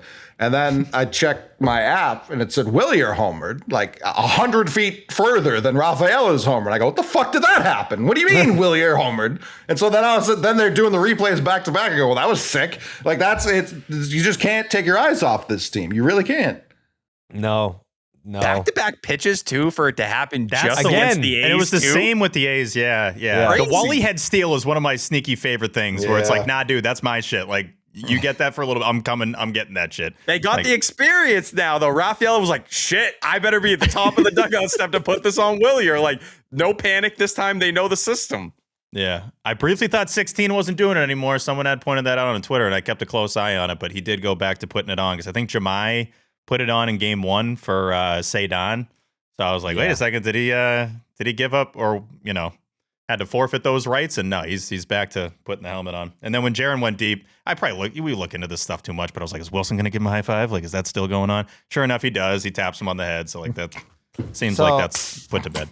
He just clocks him in the head. I know that. Nice job, bud. Will Fleming said something about this on the air about how like he talked to people behind the scenes and he talked to Jaron, and I did my own poking around on it. And I know that like Will was getting crushed being like, you're a team employee, so of course you're going to say that. Like my own poking around, the explanation, it sounded like we made fun of it at the time. The explanation, it makes sense. It makes sense. I still like, here's okay. So with the explanation of what Jaron was pissed about, that makes sense. But ultimately, Jaron was still 100% wrong for motherfucking Wilson in public or whatever, or like in front of the cameras. But I can tell you that they're good. Like it's not like, oh man, like this is going to loom over the clubhouse and is this going to be like a chemistry issue? Like they were fucking around about it like after the game. So it's a non-issue. We can move on with our lives. But I did want to point this out. Ceddanne Rafaela, since the All-Star break, is one of 12 players with an OPS over 1,000 in the second half. Impressive. Any other Sox or just him? No other Sox. Just him. Makes sense. I mean, Wilson's probably isn't that high. No. 8 homers before the All-Star break. Wilson's right there. He's 989. Really? I will say on the like Rafaela front, where I see the growth here, March and April 99 WRC plus, May 128, June 99, July 129. Obviously for August it's like 500. But that's it. There's no bottoming out anymore. Like he doesn't bottom out as a baseball player where he's unplayable. His worst version of himself that exists is, I'm a league average or a little bit worse bat. And I'm going to have my hot streaks where the BABIP plays in my favor. It might be a little higher.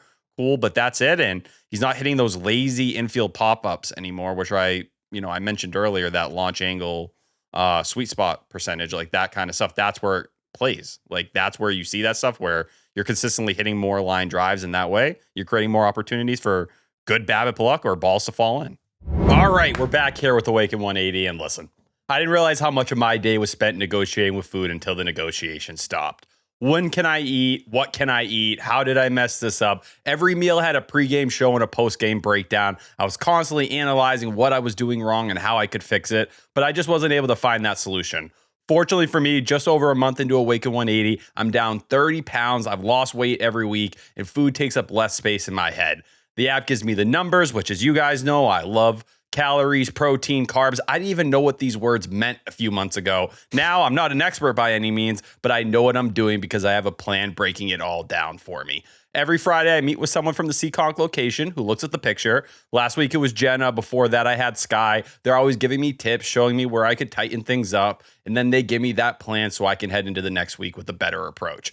That's what I like. It's not one person handing me a plan and disappearing. I've got a team working to help me succeed. My cravings are way down. I'm sleeping way better. For the first time, I slept 10 hours the other day in a row. It's been such a long time since I got into that kind of deep sleep. And for whatever reason, when I was heavier, I couldn't get there. The new version of T is getting there now on a regular basis. It also helps that I'm down a shirt size and a pant size. I've re-unlocked 80% of my closet. That makes just getting ready every single day a lot easier. But Awaken 180 is medication-free weight loss with free support for life. That's Awaken 180 Weight Loss, the official weight loss company of the Boston Red Sox. One more time, awaken180weightloss.com. Yeah, T, I'm glad you asked. Baseball Lifestyle 101 is the official apparel brand of Section 10, and Baseball is Dead. I see the McMahon getting up. I already know he packed a whole suitcase full of Baseball Lifestyle. I already know he did it. He's got the cap on. Look at that. Look at that cap. You want it? You watch it. Yep, there it is. You want it? That's a company man. Yep, right. Yeah. If you want that same cap and you're at home right now being like, oh man, the McMahon is stunting on him. He's doing it again. How does he keep getting away with this? Well, that's because he shops at Baseball Lifestyle. It's very simple. You go to you go to BL101.com, use the promo code Section10, and if you're a first-time customer, that gets you 20% off. By the way, you're not like unique, like you're not like it's not like, oh, like the indie bit. Like they have over 500,000 customers that they are serving nationwide. This is a brand that has started from the bottom and now they're here in Dick's Sporting Goods. If you want to go out and get it, if you don't want to have it shipped to you, which, by the way, there's nothing like walking into a Dick's and seeing some BL 101. It's like, I know them. I know those guys. Proud of them. Look at them in Dick's. Steve? Literally, last night, went to a Dick's. Bang. BL 101 Bang. all over the place. Bang. Boom. Get it. Boom. Yep. And you can have yours by going to BL101.com, using the promo code Section10, and it'll get you 20% off your first order. They got the hats, they got the t-shirts, they got the hoodies, they got the sweatpants, they got everything you need. They got the shorts. They got everything you need. BL101.com, promo code Section10. Back to Section 10. Speaking of Will Fleming, that Friday night game in the Scoop Shop, it was 3-2 Red Sox in the bottom of the fifth.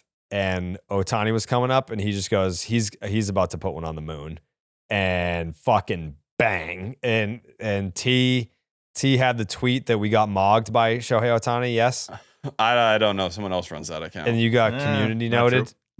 Which honestly, like, I was really happy. It made the tweet really pop. That community note was hilarious, and it's like it's not necessary, but it was funny.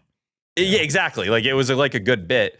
It wasn't like supposed to be. It was more about the face he made when he ran to first base. I don't know if people like watched the video, but he hit like one of these, like one of those like emoji faces. But I did like the interaction I got. That made me happy. It was great. Good job. Maybe I will consider rehiring you. No, You don't want to come back to work? I want to earn it. I don't want to do this. Come on. I want you to want me back. I just fucking said I wanted you back. To me, it felt like you were just feeling bad because I'm going to be homeless in a few days. I love how they included the ESPN game recap when saying the Red Sox later outmogged Shohei by beating the Dodgers 9-4. And just to prove it, here's the game day. Oh, here we go. Yeah, one of the Nextel calls of the series here. This was after the Shohei home run to make it 4-3 Dodgers. In the 7th inning, here comes Ceddanne. Here's Ceddanne, drives one deep to left field, gone at fair, and is out of here! Ceddanne, say hello to LA, 5-4 Red Sox. He wasn't waiting around, was he? My goodness, that was a line drive. That ball was crushed. Talking about taking advantage when the window is open against a guy like Irvin. Doesn't have the best fastball. Stays in the zone. Getting a great pitch right there. 82. No, he doesn't have the best fastball. They kicked him off the team immediately after the game. Yeah, he gone. I think we should just do the fucking home run, the Ceddanne home run tour. Yeah, why not? I agree. Through the eyes and the Right, voice keeps of getting Will louder. Fleming. Why not? Here's a pitch, and it is swung on and driven high and deep into left field. Are you kidding me? Ceddanne! Say it again! We are tied at 2. He is ridiculous right now. 2 bombs off Yamamoto. Oh my gosh. This guy is incredible. He got another elevated pitch right there. And you cannot get anything by him at this point. It looks like a split finger that kind of leaked over the inner third of the plate. That's a pitch he wants to get down in the zone with 2. They didn't post the first one. This was just fuck. Yeah, this was the second one. And then the finale. And there's some truisms about the playoffs that have rung true here. The 1-1. Swinging a drive into left field. Oh, my goodness. He's done it again. Say done. Say LA is home. We are tied at 3 on his 4th homer of the series. And There are some truisms. Oh my Ice fucking in his God. veins, rounding third Holy base. Capital F. I mean, is there a shit. hotter hitter in He's baseball done it again. right now?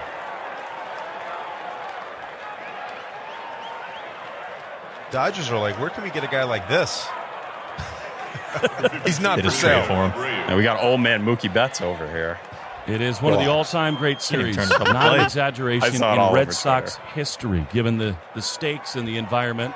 Here's Willier. He drives one. Oh, baby. Adios. Back to back. They keep doing it. Off the mat again. And it is 4-3 Willier.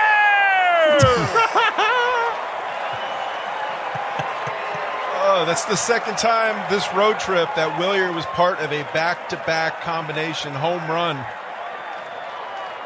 And we talked about this earlier. This is the guy that they need to come up big, continue to try to put together good at-bats. Let's get him rolling. He's getting smoked with sunflower seeds by Payton Tolle. 2-1 pitch. Massa drives one down the right field line. This is crushed. Sayonara! Third homer of the inning. Red Sox 5. Dodgers 3. Macho Man triples up in the third. Well, that has got goosebumps on my goosebumps. I don't know about you, but this is a display right now. Sheehan struck out the side last inning, and right now they are punishing baseballs. Lenny, they're the best team in baseball right now. I Lenny, do worry about Massa. why? I do feel like he's arguably one of the guys who could be impacted the most over the next 24 hours or so. Like the George Springer stuff, like as we talk about like rentals that won't cost a lot, but they may be more willing to jump on. Like I wonder, he would make a lot of sense for them, especially if they're like, let's see where we go with Curtis Mead, let's see what happens with Roman, and let's see what happens with Duran. Mr. Bring the Vibes down. We're coming off like the best home run calls ever. Like I think Moss is going to be sad. Yeah, we'll never see. I don't know. Is that a crazy take? Like, is the George Springer thing insane? No, I think it's been talked about. It's possible, but has he only played for them this year? What'd you say, Cole? Wait, has he played in the field this year? Not a ton. No. Okay. It's mostly DH. Yeah. I do wonder when Will realizes what he's going to say for the say. Because it's like, say done. He's like, all right, I got like 1 second to come up with a say something. And like, say hello to LA, say hello again. They all hit. But it's impressive because if I know him like I think I do, I don't think he preps those. So that's just on the spot. And he doesn't have a lot of time to say it. So pretty good. That's 7 innings in left field. I think in big moments, he probably has one cooking. It's like just in case. Yeah. It's probably brewing. Yeah. But when you hit 4 in a series, I do think you're like, yeah, I could say anything at this Say, point. Don, say what the fuck is going on right now? Basically. Also, I think like those, like, was he recording those from a different park? Because the Dodger Stadium I saw today had 17 people in it. Dude. This was the perfect day transition. After they had traded for Tarek Skubal, and we have more people on this show right now than they had in that fucking ballpark. Like, what everybody in the bleachers, everybody in the bleachers left with a Red Sox home run ball for the finale there. That was ridiculous. Mikey had a tweet that did really well, and I agree with him. He was like, "Why is Dodger Stadium so empty for a weekend series against the Red Sox?" I put that in the notes, said in the Discord, and it's like, what are we doing here? And this happens in playoff games too. And I was like, oh, the traffic. If the traffic's a thing, you've known this forever. This isn't like some new thing that LA has traffic. I've known that since I was 6. Like, figure it out. Find a way to get there. Also, it's the weekend. There's no excuse for the finale. You're hosting Sunday Night Baseball, and they did that. They might have even gone away from doing a lot of those like bird's eye view, like the drone shots. Because like, guys, this looks pathetic. We can't even like use this that much. I think the drone just took the last 6 innings off because before they went to Costas, they showed one of these bird's eye view shots, and it's like 35% full. Like, what the hell are we doing here? We got Sox Dodgers. Like you're saying, Mick, you got Skubal, who's now in the dugout, meeting his teammates and all that. And you can't even show up to the park for like the greatest team that we've seen in decades. It's bizarre. After getting Skubal is crazy. Bizarre. If that happened at Fenway, that place would be mega packed, and they'd probably show him on the big screen, get a huge ovation. It would be a whole friggin' thing. And like, instead, it's like they'd show the bleachers, and it's empty. It's crazy. I think after the game, so the trade was what, Saturday night? Yeah. So after the game on Saturday night, they had like a drone show or something. So they let everyone on the field after the game. And there was a TikTok, maybe it was Erica Jones that made it, where like she was like, "Oh my God, you guys got Tarek Skubal." Like she's a Red Sox fan, and she was super excited for them. And like Dodger fans were walking around and being like, "Shut up! Like shut the fuck up!" It's like dude. None of them were like, "Oh my God, we got Skubal!" Like no one. They were just like, "So the drones? Are we watching?" Is it a fireworks show? Is it a drone show? Skubal? All right, cool. But the drones, though, okay. All right, yeah. They didn't give a fuck. I've like always hated the vibe. I love Dodger Stadium. I think it's really cool. I love that they have like the tone of the seats. It's like the beach. That's a nice little cool thing. View of the city. Obviously, it's the 3rd oldest ballpark. It's got some nostalgia feels to it. I've never been a huge fan of Dodger fans and just their vibe in general. Remember that we're there for the All-Star game. I've been there out to see POTY and Brian. And gone to games before, and it's just like they get in fights in the bleachers all the time. They're fighting their own people. It's not like they're even going after like Padres fans. It's a lot of like Dodger fan on Dodger fan crime, and it just feels, I don't know, the vibes are just off. And now they're super entitled, which adding that onto a crowd that you already didn't like is a tough mix. So they show up late. It's a lot of just like whatever. I know Oral Hershiser was talking about how much of a home field advantage there is. I'm like, dude, you're saying this while this place is less than half full. This is not the time to be making this point. But just a weird thing. I think a lot of people picked up on it, especially us, because, Fenway's been beyond packed. I mean, T, you had it, right? What, biggest crowd in 10 years or something the other day? So yeah, it was the largest crowd. What was even that, if they're just making that up. The Orioles largest series. home draw since 2016. 2016, yeah. And there could be a little bit like Patriots Brady effect to that too, where like Gillette wasn't necessarily the loudest place ever when they were winning Super Bowls like every other year, and maybe it's like a suffering from success type of thing. But it just looked really weak on a national broadcast that many seats were empty. Yeah. Whatever. Ranger Suarez, he was fine. T. Yeah, in terms of actual stuff in the start that like stood out in a significant way, not a ton. Lots of the four-seamer, sinker, and cutter first time through. Less of the sinker the second time through. Cutter and curveball came into play. 6 whiffs, 2 on the sinker, 2 on the change, 1 on the four-seamer, 1 on the slider. Velocity was up half a tick on the four-seamer, which was a nice sign. First pitch strike percentage through the roof, 83%. So he was getting ahead of everyone. Really, like this start as a whole, I thought the biggest thing was how it ended. And I think you saw Chad Tracy learn a pretty big lesson with what played out in that final inning of work where he brought Giovanni Moran in. Ohtani takes him to the roof. They did not make that same mistake the next 2 days. They made sure in those spots you were going to intentionally walk Shohei Ohtani. And I thought that was the biggest takeaway from that outing. Suarez still looks rusty. Still looks like a guy kind of finding his legs a little bit. Is that a saying? Finding his footing, finding his legs. Yeah. For T, that's close enough. Yeah, finding his legs. I think it was a great play by Seti too in that last inning to get the runner at second base. Also, yes, shout out to Andrew Monasterio because that 2-run double after the Ceddanne homer, like that made it feel winnable. Like after Ceddanne hits the home run to make it 5-4, I'm still kind of thinking like this is a back and forth battle where like they're gonna go up 1 at some point, and like can we respond to that? But after the Monasterio 2-run double and the Red Sox go up 7-4, I'm like, I think we kind of got this one. Like I don't see the pen not locking this down. And the Red Sox bullpen on Friday night was largely Brayan Bello. It was 4 innings. Ranger Suarez got you 14 outs? That sound right? Yeah. Yeah. Ranger Suarez got you 14 outs and Bello got you 12 outs. So shout out to Brayan Bello. I mean, yeah, like I've been super highly critical of Bello this year, but I mean, he deserved it. He was awful. He was awful as a starting pitcher. Ever since he's been in the bullpen, he's been fantastic. Since rejoining the team, his attitude, his demeanor is better. So yes, it's like Bello has been a microcosm of this Red Sox season. If you suck, I'm going to say that you suck. The second that you turn it around, I'm not looking for a reason to still attack you or put you down or say that you suck just so that I could say that I was right.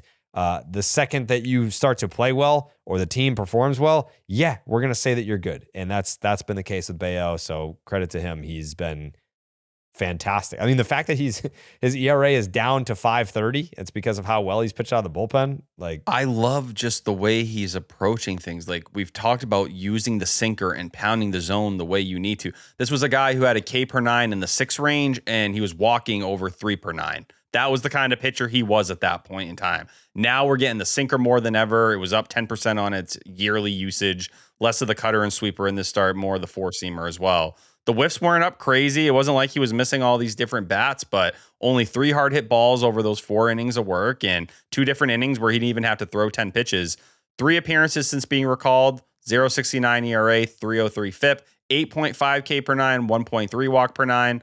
Bullpen Bello overall, 39 innings, 0.69 ERA, the exact same ERA as what he's done since he got brought back up, but with a 2.18 FIP. K per 9, 8.1, walk per 9, 1.1. You're seeing it. It's a guy who's missing more bats, who's walking less hitters. That is where Brayan Bello is. And what are the changes? It's more of the sinker. It's more trust. It's pounding the zone. Whatever happened down there, I know the results were fine. They didn't jump off the wall. He's clearly leaning back into his strengths, and he's doing the things he wasn't doing when he did get sent down. The stats are so eye-opening for a guy to be and have the best reliever ERA in baseball while also having the worst starter ERA in baseball. I just don't think we'll see that again at any point, especially talking like that. It's August 3rd. This isn't like some stat where it's like, oh, okay, it's like, late April, like it's early, something will change up. He's 0.69 like you mentioned, T, but even just looking at the basic stuff, 3 earned runs as a reliever, 41 earned runs as a starter, and the innings are almost exactly the same. So I've just never seen anything like it, if I'm being honest. The second he came in, I'm like, he's not going to give up any runs, and then he doesn't give up any runs. Once again, it's unlike anything I've seen. I really don't. I'm speechless about Brayan Bello. Bullpen Bello has been one of the most reliable guys for length coming out of that bullpen in a long time, and yet if he starts games, it's a totally different guy. At some point, they will, I would assume, have him start games, and we'll see what happens when they cross that bridge. It does surprise me how whenever it gets brought up to Chad Tracy right now, it's like, yeah, we're going to keep doing what we're doing. Things are working really well but for us. He kind of alludes. He doesn't shut it down, though. No, it's not like a complete no, but it's not like it was the last time where, like, when he first got moved to the bullpen before he went back to the rotation and it all blew up, like, you could tell he was dying. He was dying to say, yeah, we're going to go back to that. Like, he's going to go back to the rotation. Now it's more like, it's working, and as long as it's working and we don't have a dire need, we're probably not going to tap back into it. It's just, it's tough seeing that and then hearing how Breslow is just as aware as you are as the young arms of, the workload they have. Talking like that, you got to think Bello's the guy or one of the guys that fills in for these starts, right? Unless there's a deal coming and you're about to bring in another back end type, which they are looking at. But I think that's going to be the thing. I think Giovanni Moran is another guy whose innings wise is just where he was last year and has looked more human as of late. You don't have a lot of lefty options in that bullpen you feel great about beyond Chapman. So, like, if that guy's starting to run out of gas, then you probably should consider that pretty heavily too. Red Sox win 9-4.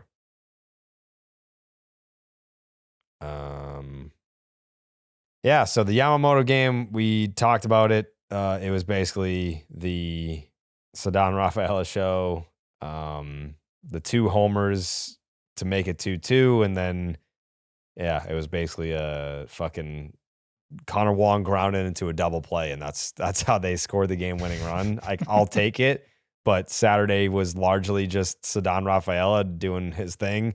Tolle didn't have his best shit. I don't know, what context that you have to add there, but like if Tolle goes out there against the Los Angeles Dodgers and doesn't have his best shit, and that results in 6 innings of 2 earned runs and 7 strikeouts and the Red Sox winning a baseball game, like, that's a guy that,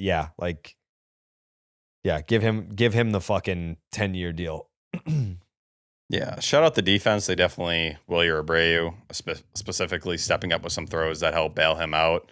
Yeah, I think the way you described his start's pretty accurate. He had 11 hard hit balls in 6 innings. That's pretty telling of where he's at. Wasn't, a big velocity decline. I know everyone's looking for that every start right now because of the workload stuff, but kind of leaned really heavy into the curveball more than usual, up 3%, down 5% on the sinker, but the cutter usage was up. So yeah, not anything insane, but you could see where in certain moments he didn't feel as confident in the fastball. He leaned on that curveball, and that's the growth I want to see from him. First and third time through the order, that's where he really found himself with the curveball. And the more of that, I think you can see him survive these outings where he doesn't have his best stuff. The more he goes away from it is when the blowups happen. But 17 whiffs, man, it's a pretty good day at the office for someone who wasn't feeling, maybe their A stuff that day. Did he? I didn't see the post game or anything like that. Did he say anything about that? No, he was just a lot like, he was like, I'm really happy with like what the start was. Like, I was happy for the results. I was happy that I made it through. And to me, I think it came off with, like, based on where I was at today, the fact that this was the bottom line is a pretty good day of business. I think the thing that I like the most from the post game, and I never do this, but I'm going to compliment Catillo for the question, was just leaning into, like, did this feel different? You're going up against Shohei Ohtani, the big bad Dodgers. You're in LA. It's a night game. Like, did this feel a little bit different? And he said, yes. I like how honest he is. He's super honest in these post games. And you can tell that sometimes he's thinking through, like, am I going to really say exactly how I feel, or am I going to just kind of give the funny answer? And he can get pretty serious and like pretty open about how he views his starts and his career and his progression through that career. And I could kind of tell, too, even just seeing him out there, it's like, this is a new level. This is like a new boss that you're facing here. And he said that he leaned into it. He was like, yep, I acknowledged it when I was out there. When Shohei comes in, I'm like, well, this is a little bit different. And like, that's it's cool that he gives us that side of it, because a lot of pitchers are just give you the classic, like, every game's the same. And it's like, no, it's not. This isn't the same.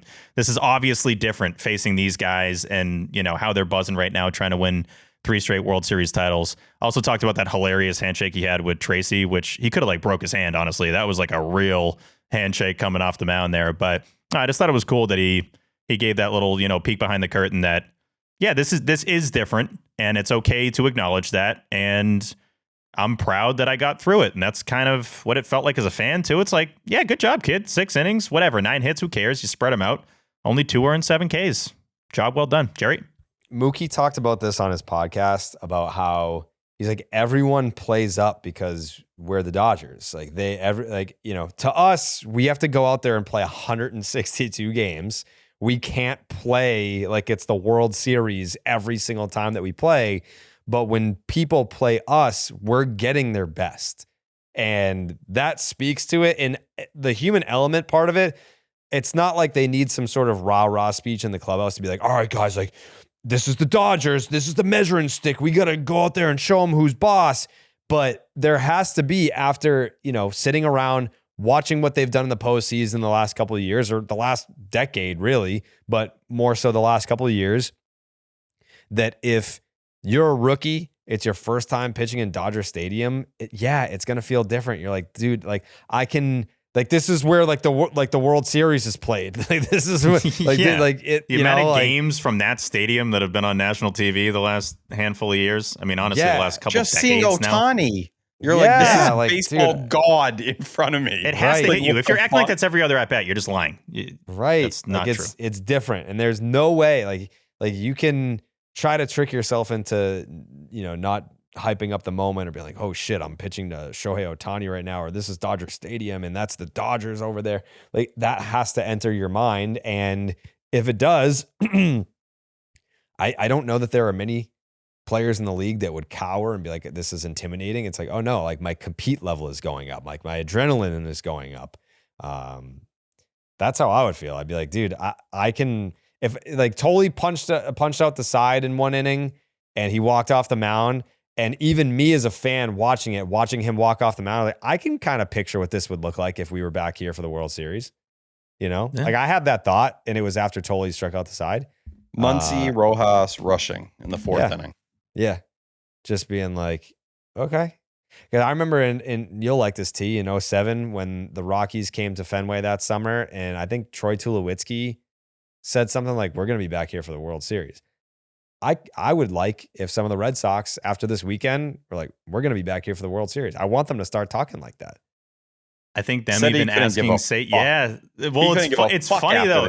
Think about where we're at though, because this team has come a long way to the point that them asking Ceddanne about the Dodgers getting Scooble kind of sort of has an impact on the Red Sox. Like, that's where this season's gone, right? The end of the game today, I don't know how many people were still listening to the broadcast, and they're just make kind of like this very blank statement. I think it was Kershaw who said it first. He goes, I think the Red Sox are the team to beat in the American League. And then the entire broadcast was on with them, agreement, all on the same page after they talked about it for 2 or 3 minutes. And it was just like, just to hear people saying something like that out loud. And we know we've been talking about division and the Yankees. And I think a lot of people are feeling stronger and stronger about jumping the Yankees, at least for that first wild card. But to hear a national broadcast be like, it looks like the Red Sox are the best team in the American League. It's like, all right, this is fucking real, dude. Like, where we are, the perception, all of it. It's not just in Boston anymore. It's not just excitement. It's just, oh, we're getting there. You are there. It's happening. And in the next 24 hours, man, you could push it through the fucking roof with the right moves. It would mean more to me if they weren't playing in the game.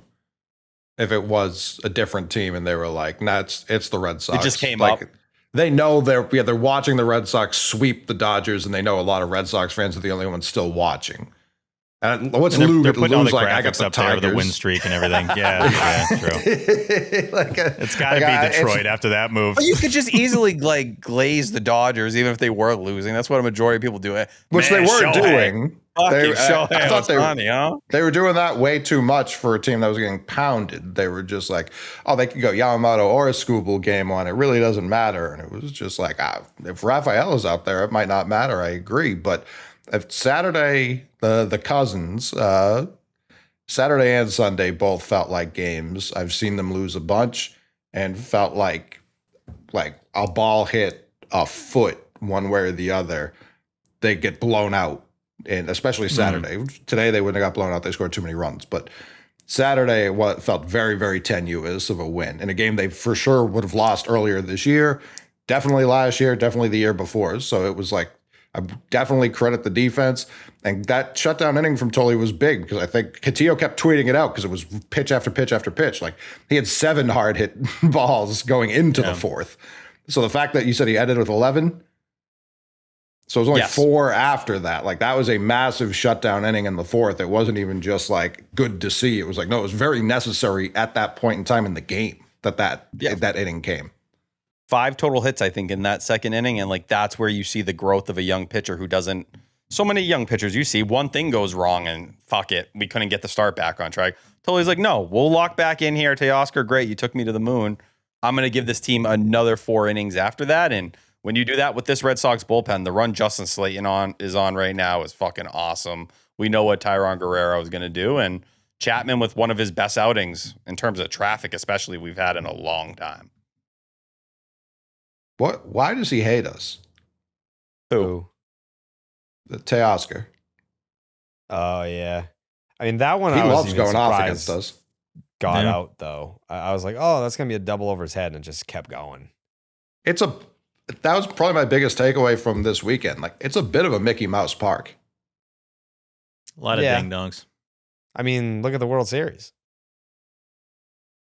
I've heard of it. The 18 helps the guys that are hitting the balls. You know, they're known to do it. Yeah. Like Mookie hit one in the World Series. That's when you know. No offense. I'm just saying. What would that do if you saw that notification from passing tomorrow? The Red Sox got Mookie back? Yeah. They found their shortstop. We're getting another old friend. Who we trading? Oh, you want a Aldi? T? Is that what you're saying? Yeah. No, I was going to say the Devers Bogarts reunion that's about to take place in San Diego. Cool. That I'm into that. But yes, Native Aldi, please. I would love to have you here. That is a statement fucking move, which the Ken Rosenthal piece today being like, every other game played before this one's over. Today's game will decide what happens with the Texas Rangers and their entire season. I'm like, no offense. If a front office is making their decision based off of 9 innings today, they need a lot more help than just whatever moves need to be made at the trade deadline. Well, they lost. You either believe in the fucking team or you don't. They've lost 5 straight. So yeah. If they want to bring Nate home, then send him on home. Boom. I'd love to have him back. I mean, we pretty much talked about Red Sox win 3-2. Yeah, we already did that. Red Sox win 8-4, I guess. I mean, like Red Sox win 8-4. Tonight's game was just another oddly. I didn't trust it. It didn't trust it. It was like the candy van. It's like, this is too good to be true. Like, what do you mean you got all that candy in there? Like, yeah, I'm gonna go up to the window and I'm gonna for me. Like this is just for me. All this candy is for me. You have all the candy that I want. Yeah, like, and you're not just offering me one piece. I can have like multiple bags. Okay. And that's what tonight's game felt like. I was just like, this is too easy. Like they were playing like shit, the Dodgers. It's almost, I don't know, man. Like I'm so broken by the beginning of the season that I'm like, I want to say, wow, man, like the Red Sox went in there and they really swept the Dodgers. But then I'm like, part of it, I'm like, dude, the Dodgers must be exhausted. Like they play like they have no privacy. They're the Beatles everywhere they go. Everyone is screaming. They get everyone's A game every single night. They make it to the World Series every single year. Their off season is shorter than everyone else's. Like, would it be crazy if the Dodgers were just like, yeah, dude, like we gave you I don't know 65% effort, and the Red Sox gave 100% effort, and that was the result. Yamamoto didn't. Yamamoto, what? He gave 100% effort? He gave 100%. Yeah. Wasn't I good wouldn't enough. even like game 1 was a bullpen game for the Dodgers, but it was essentially a bullpen game for us too, man. Like it wasn't that different. Ranger Sports has 65 pitches. That's all you're going to get out of them. I mean, they basically forced 2 bullpen games out of the Dodgers this series. That's what the finale felt like, too. Yeah. And like Jake Bennett, we spotted them today, dude. If Andrew Monasterio makes a play on that ground ball, Jake Bennett doesn't give up a run today. He just looked at it. That's it. He just stared at it. And like Coley Coley that was said, probably mine, right? he looked at like the ball was on the other side of the bag. It was so past the second base bag, it wasn't even funny. Oh, man, someone should take care of that. Man, I don't know. Feels like that should have been fielded. Come on, guys. The broadcast team was saying he got screened by the ump. Imagine, what the fuck? Dude, come on. It's a ground ball. Have you ever been in the major leagues before? Jeez. Field that shit. It's kind of what it looked like. I did find it funny, and initially I thought Kershaw was in the booth. Got a freaking hair from my mustache in my mouth. That's hilarious. That is one part of having a mustache. You do get hairs in your mouth sometimes. Yeah, you do.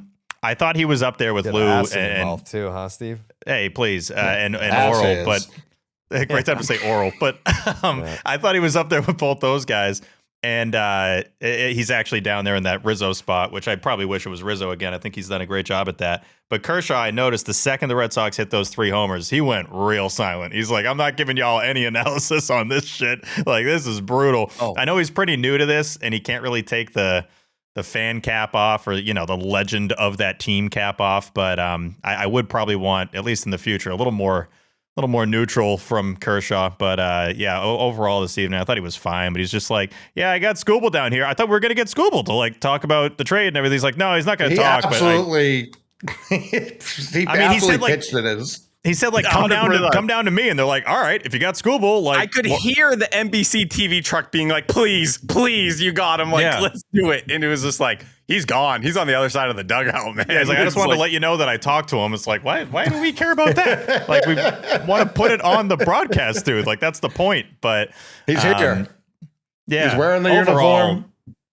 It was solid broadcast. I love Bob Costas, and I always have. So when he has like an old guy moment or like 5, I'm like, come on, Bob. Like I know he's giving it his top effort, and he's been doing this for so long, and I can't believe he's still doing it. He's earned every right to just retire and just be one of the best to do this profession. But he's trying to get these like monologues out. And I'm like, dude, we already got 2 outs in this half inning. Like, we gotta wrap this up. And he's mixing up Oral Hershiser and Kershaw. And then Lou was like, I'm ready for you to tell me about my stats, which was funny. So yeah, all of that. I think they gave it their best effort. And Benetti's incredible, so they have the right ingredients. But it was funny to see how Kershaw was just like, fuck this, man. We're about to get swept by the Red Sox at home. Only the second time that's happened this year. I would have assumed that it didn't happen much last year. I think it was 3 or 4 times they got swept at home last year, but the D-backs swept the Dodgers in Dodger Stadium this year, and that was it. Mm-hmm. Just the second time all year they've been swept. Bro, I'm sorry. Did you guys see this Mario Lopez picture that got? This is one of the worst things I've ever seen in my life. I blocked him so fast. This is crazy. What? Go to Mario Lopez's Twitter. If you're listening to this podcast right now, go so you can block him all at the same time. Go block him. Yeah, he should be arrested. Could this possibly be? It is. Nah, trust me. He should be on a list. He should definitely be on a list. What the hell is this? What? It's the weirdest quite video. Oh my god! So look at my niece sucking off these wieners. My niece is putting down these wieners. I saw him on the broadcast taking like an awkwardly long selfie with a fan tonight. She's rubbing the mustard on her face afterwards. What is going on, Mario? Yeah, this is like a fireable. Where is he at this point? I don't know if he's at E anymore or whatever. This is one of the weirdest things I've ever seen. I can't take my niece anywhere. All right, dude. That's one when like you craft it up, you hit. It's like you're about to hit send. Are we really hitting send on this? Are we really about to like send this out to the world? Come on. No, he's blocked. This sucks and it's weird. That's fully accurate. Gundy, what the hell are we doing? 2 for 2. Using AI slop to double glizzy your niece is bananas. It's an insane move. It's an insane decision to make. You are hella weird for this. If you go on his Twitter, you see the normal video he recorded 5 hours earlier before he got AI on his hands. That's probably the weirdest part. He's sitting through this game like, you know what would make this more entertaining? Let's have my niece like guzzling down some hot dogs. Like, that's what would make this great. Let's make that video. Bizarre. If you go lower, he has like 6 inspirational quotes he posted back to back to back. And they inspire me sometimes. Still looking great, Mario Lopez. He's looked the same his entire adult life. But yeah, this tweet's bizarre. How old do you think Mario Lopez is, Steve? He might be pushing 50. Is that crazy? He's going to be in his 50s. Mm-hmm. 53. 52. Ooh. Where do you get 53 from? I just guess. Oh, okay. Hey, good guess. There you go. I watched. You said it like you were Saved giving by the Bell. answer. Yeah, Saved by the Bell is incredible. My dad used to put it on when I was a kid. Red Sox win 8-4. Oh, yeah. Brooms. Big swing. Have they lost since we raised the roof, Jerry? No. Mm-mm. Yeah, because Wednesday, they won Wednesday, yeah? Mm-hmm. Yeah. Man, get all my wins mixed up, you know? They won 5 straight. You got to keep nice and secure at www.www.com. Right.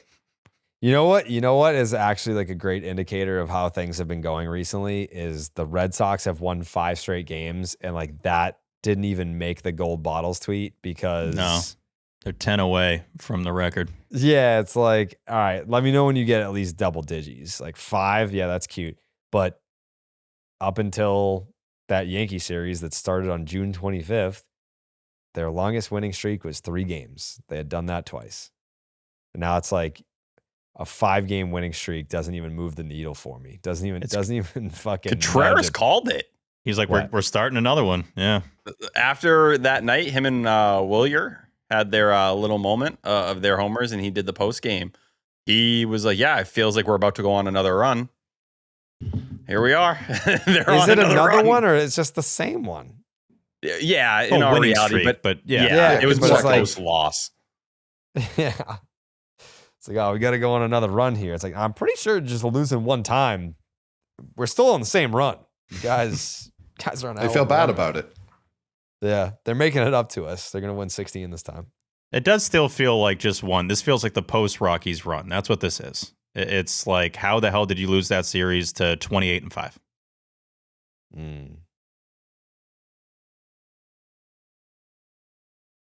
I got the views on Tuesday. Wow, no Tolle. I know. Bizarre. I know. Cancel it. I might not show up, honestly.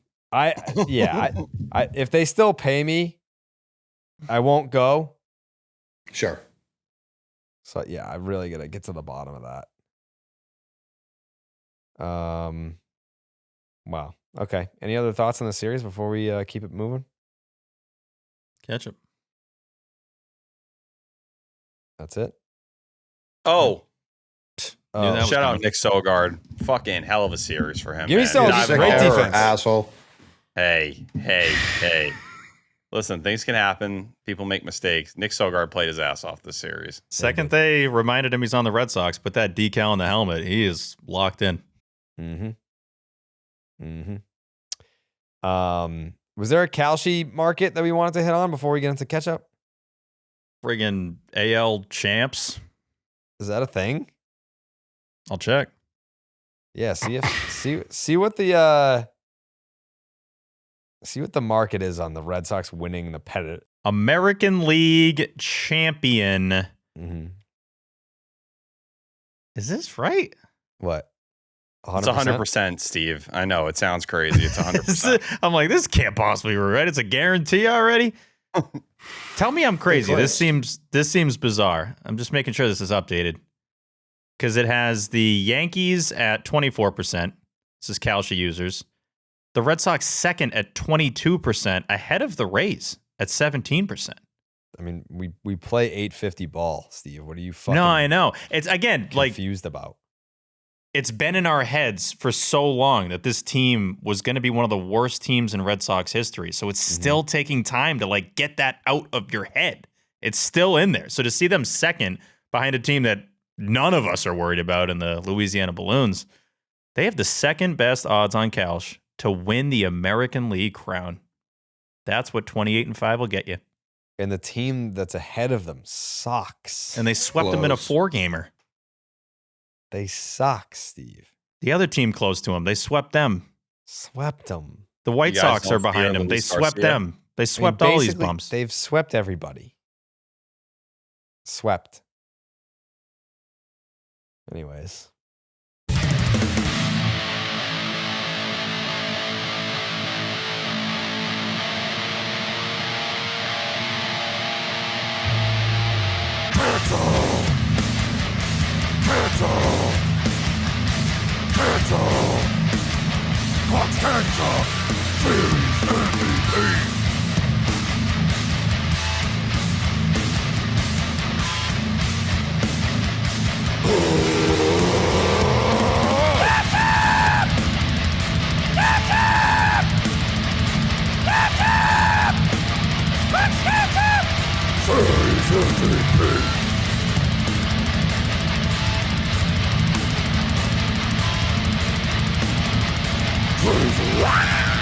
The Clark's Ketchup Series MVP is brought to you by Clark's Ketchup. Drizzle that ketchup.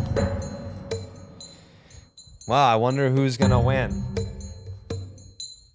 Who's it going to be? Steve? Who do you think it's going to Packet be? to Wilson for taking a heater off the dome and coming back by the finale of the series. Who was throwing that, by the way? Who was that again? Remind me. Will Klein. What the hell's your problem, bud? The first one, like, bud. yikes, and then doing it again, like, figure it out. Clean it up. Packet to Payton Tolle for not being phased by the big stage. Obviously gave up some hits there, but limited the damage and only ends up with 2 earned and has a really good performance in La La Land. Packet to Bullpen Bello for being the greatest relief pitcher maybe ever at this point. It's kind of getting to that point. But yeah, it's Ceddanne. It's Ceddanne. I think making the All-Star team has given him this extra boost, this extra like belief that he is exactly who he thinks he is. 2 homers in a season off Yamamoto is great. He did it in back-to-back at-bats. Clark's Ketchup Series MVP for the 3rd series in a row, in my opinion, is Ceddanne Rafaela. Wow. All right. Fair. I can see it. Yeah. Ceddanne Rafaela had 7 hits in this series. 4 of them went over the fence. He had 500 with a 500 OBP. He slugged 1357 with an 1857 OPS. He had 19 total bases. The next closest was Jarren Duran with 7. 19 in 3 games is crazy. Yeah, 19 total bases in 3 games. Duran had 7. Massa had 7. That being said, I'm going Andrew Monasterio with a ketchup packet. Oh. I feel like today is one of those days where people aren't in the mood to joke around about this segment. Yeah, that didn't sound like a packet. Yeah, no, you didn't let me finish.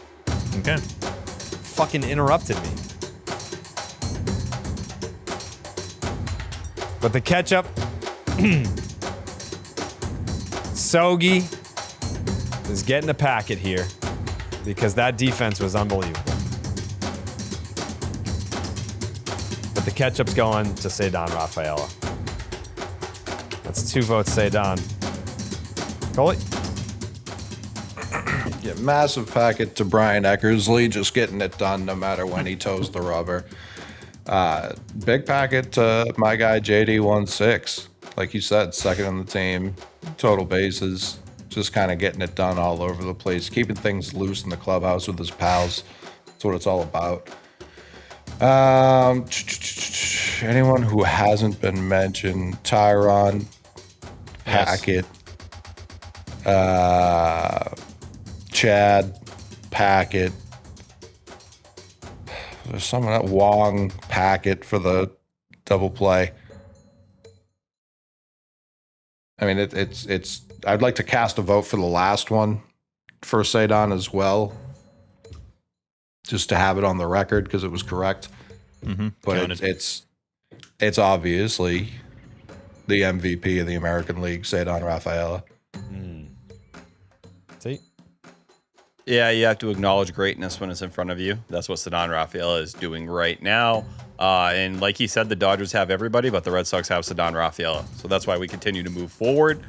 He will be definitely getting my vote. In terms of packets, I'm not going to go down the same list as everyone you guys mentioned. The only other people, Justin Slayton, a couple huge outings, sub-1 ERA dating back to July 1st. It's awesome to see him being himself again. That scream today on the Nick Sogard play, I thought it was a fan. I had to go back and watch it a couple times. No, it was just him barking, just out of excitement at what had actually happened. Beyond that, in terms of packets or anything like that, did anyone say Massa? Massa deserves a packet for hitting that homer. And the RBI earlier in the game as well. That ended up being pretty important just to start the offense. But yeah, like you guys said, a lot of packets for everybody on this roster right now. A lot of packets.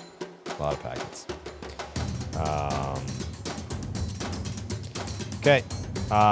It's the rest of the panel we go. Chris Catillo said, can I vote for Ceddanne twice? Wow.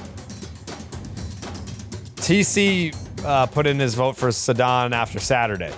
He said, that's a Lou classic. Yeah, barring an unforeseen circumstance, it's Ceddanne. Jamai.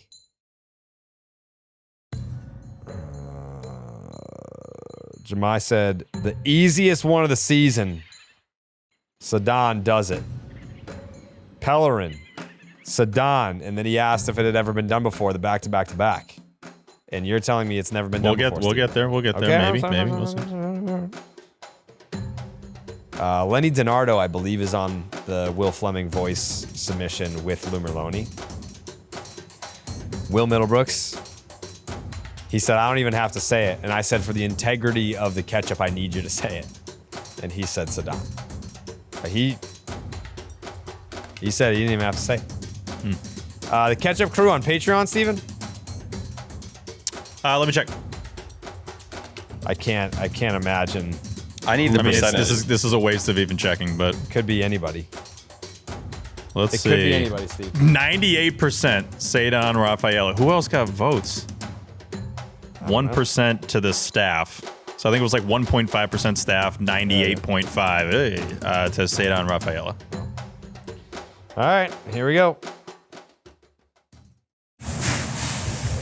Truly, I basically say it every time now. Are you fucking kidding me? It just keeps on going. Dodger Stadium, another sweep. Red Sox, they just can't be stopped. We got the national TV star Lou Merloni, Lenny DiNardo here. It's the easiest catch-up, I think, almost in the history of us doing this. This is, we shouldn't even vote, really, because it's. I really think it's one of the great regular season series in Red Sox history, given the opponent, the stakes, the swings, and all that shit. But Lou's got a shirt and tie on, so he gets to go first. Lou, this is fucking ridiculous what's going on. Ceddanne's the MVP. All right, let's get that out of the way. That's 6-1 road trip. Yankees were in first place. You swept them, knocked them out. Chicago was in first place. Tampa, Dodgers, you're talking about the test. Tracy's downplaying it. It's just a good team, one game at a time. You fucking swept them. What is going on? This is, out of control. And today everything was there. They're hitting more homers. They're still bunting. They're playing great deeds. Bullpen's electric. No, this is, it is. It's truly unbelievable what we're watching. But it's a lot of fun, I could tell you that. It is, and Lou got to get everything right on the national show tonight. Lenny, I think the coolest thing about what's happening in this streak, other than the fact they just fucking win every night, is that they win from behind now. And it's one thing to come back in a game in Sacramento. It's quite another when Shohei hits a homer or Teo hits a home run or something weird happens tonight and you immediately answer. The balls on this team are what I think is making everyone in Boston fall in love. Yeah, you've got to be shitting me with Ceddanne, that third inning to tie it up right there. I hope they're not feeding the team sliders on the airplane because he already had about 18 this road trip and he hit every one of them out of the ballpark. So Ceddanne's the guy. He's been unbelievable throughout the season, but this road trip just unconscious. Trade deadline tomorrow. We're going to learn a lot. And Lou, the one thing I think we've learned about Craig is you don't know what's going to happen. You just don't. All the names that are in the press, who knows what they're able to do, but I take them at their word. They're trying everything they can do to make this team better. How can you not watch this last 6 weeks and think everybody in that room deserves a big swing? Well, we said it before, like a couple weeks ago, that praise to Craig Breslow, right? Because a lot of the moves, there's a lot of wins here. Yep. But you have to be feeling the heat in the next 20 hours or whatever it is, because you have to do something. You have to add a bat. Now, there's multiple positions you may be able to do that. I think you have to add a starter. There's just some young guys with a lot of innings going on right now. So whatever it is, you have to do something to improve this team. You can't swing and miss at this deadline. This team is playing too well for that. So I think there's probably a lot of pressure on him and maybe a sleepless night here tonight. No doubt about it, Lenny. It's go time, isn't it? I mean, they just went toe-to-toe with the world champs, and they swept them. And look, fucking Scooble shows up in the dugout in the third inning. They take Freeman out. The Dodgers are going to be there. They have an unbelievable roster. But I think this road trip this month has proven it's time to go. Yeah, absolutely. And this Red Sox club, they've had that next man up mentality. And I feel like Craig has to have that same mentality right now. You saw Gosman just went to the Cubs. All right, next man up. Who's available? What's an arm that can help this club go out there and compete when it comes down to it? So, yeah, got to go out and do something.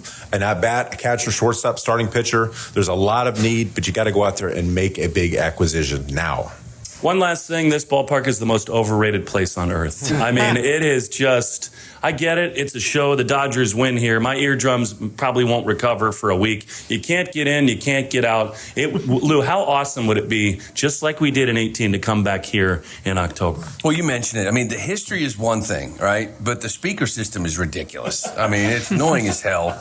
It is a bitch to get in here. You can't get out of here. Once you're in here, it's cool, I guess, too, but because it is the Dodgers. But you guys hit on it. Like, what really kind of pisses me off is the Dodgers don't care about getting swept. Like, they're high-fiving. They're playing cards. They're just staring at Tarek Skubal, like, on the plane. Like, I just want to stare at you because you're here. Like, they're high-fiving. Yeah. They got swept, and it's like, whatever, guys. Like, it's extended spring training for us.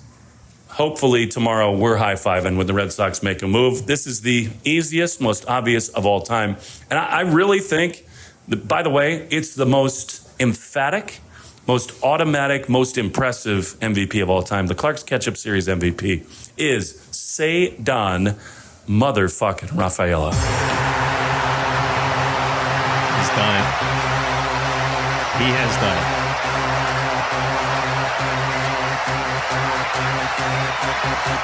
For the first time in Section 10 history, we have a back-to-back Ketchup winner. Ceddanne Rafaela wins 3 in a row. I checked with Garrett, the Section 10 historian. He said there's been 3 dudes that have gone back-to-back. That is Jarren Duran, Trevor Story, and Wilson Contreras.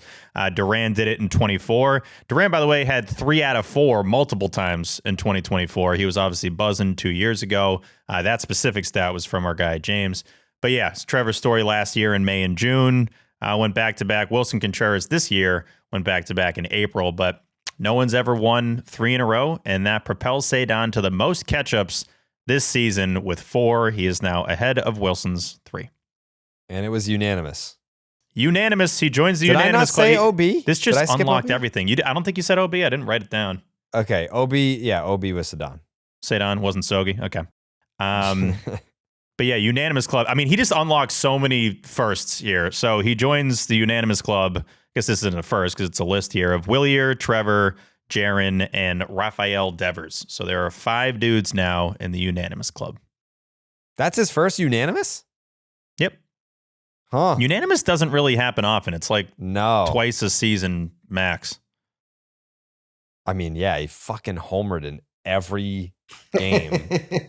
I think he had unanimous kind of sort of locked up by the finale, and then he just homered in the finale to add on. Yeah, he could only, yeah. Like the Saturday 2 homers, and it's like it would to make it 2-2. Yeah. Someone had it in the Reddit. They were like, what would have to happen? What would one player have to do in this series finale to take it away from Ceddanne? It was like, yeah, the 10 home run play. Like, someone's going to go deep fucking 4 times. That's all you need. Realistically, though, like, all right, so say Ceddanne does exactly what he did, right? Nothing changes.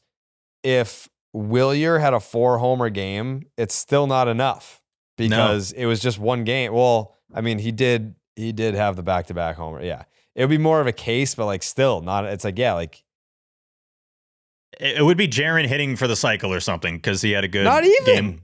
Well, he had a good game one, so then you could at least start being like, oh, okay. Yeah. And if like maybe the home run was Willier to threw go ahead. everyone out in game 2. correct. True. So if he had the multiple home run game today and Rafaela just like sat, then yeah, that I think could have done it. But I still think I would have went Rafaela. Did you see what Castillo just put out there? What he said. There remains a sense behind closed doors that the Red Sox are going big game hunting. Yeah, whatever.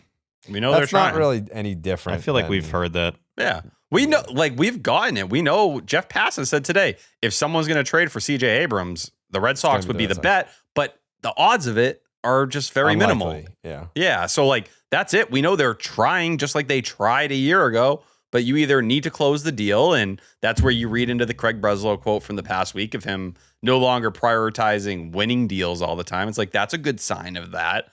But the other team's not willing to be realistic, then you better have a pivot plan. And that's where you get like the B options, the rental options that I still think could give you a pretty good boost, but they may not be as exciting because you're not penciling them in for 5 years or 4 years or whatever. I feel like I'm getting cucked by Coley. Why? He was in the hotel bed and I'm just looking at him.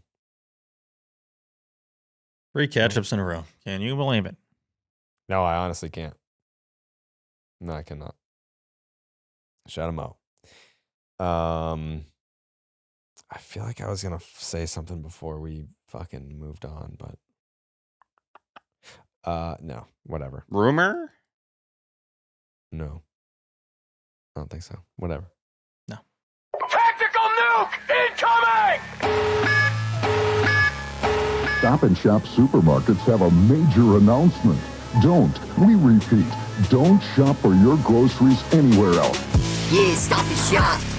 Yeah, Stop and Shop. And what's great about these tangerines, look how easy they peel.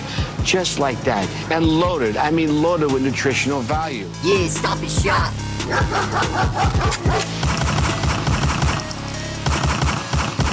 Double kill. What's better than having to Stop and Shop, getting it done for all of you? The Stop and Shop look ahead, brought to you by Stop and Shop. Head on down to Stop and Shop right now. You get 10 cents off your tangerines when you buy at least 5 pounds of tangerines. Only at Stop and Shop. Wow. The Red Sox are off today. I would say enjoy your off day, but you're probably super stressed out right now listening to this on Monday. It's the trade deadline, or maybe you're listening to it after the trade deadline. I don't know, because we're doing a fucking 6-hour stream like very soon. It's almost 2:00 in the morning here on the East Coast. And then that's what I was going to ask. What time are you guys going to wake up tomorrow? Because I don't want to miss anything. So like, I'm probably going to wake up at 7. I was about to say 7? Tomorrow morning, and this is the mindset, we're going to get all the updated pieces. Everybody will put one out. It'll be, the main guys, Ken Rosenthal. Oh, the day of the deadline, this is what I'm hearing. And you'll get every fresh set of rumors from Passan, Rosenthal, Heyman, Nightingale. That's all waiting to be aggregated at 7 a.m. Mm-hmm. I feel like I gotta be up at 7. I also feel like I go. want, when we get on stream, to have like my ideal deadline, like perfectly. Like, this is what I am expecting / this is my dream. Okay. Okay. This series begins Tuesday at Fenway Park. Game 1, unobstructed views. Wow. Alana Rizzo, Jonathan Papelbon, Jared Carabas. Only on Nesson Plus and Nesson 360 and wherever you get your alternate broadcasts. Patrick Sandoval versus Davis Martin. Sonny Gray versus Sean Burke. And Ranger Suarez versus TBD. Has that changed? It's Luis Castillo. Oh, okay. So it's Luis Castillo is going to make his White Sox debut on Thursday. So then, yeah, that TBD for the Red Sox, Are we still thinking that's Ranger T on Thursday?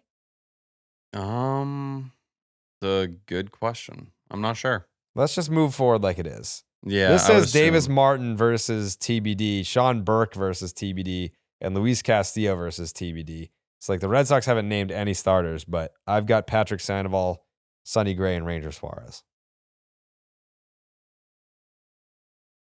Whatever. All right. Yeah. So Patrick Sandoval is 0-0 with a 3.32 ERA, a 158 whip, and a 9.5 strikeouts per nine.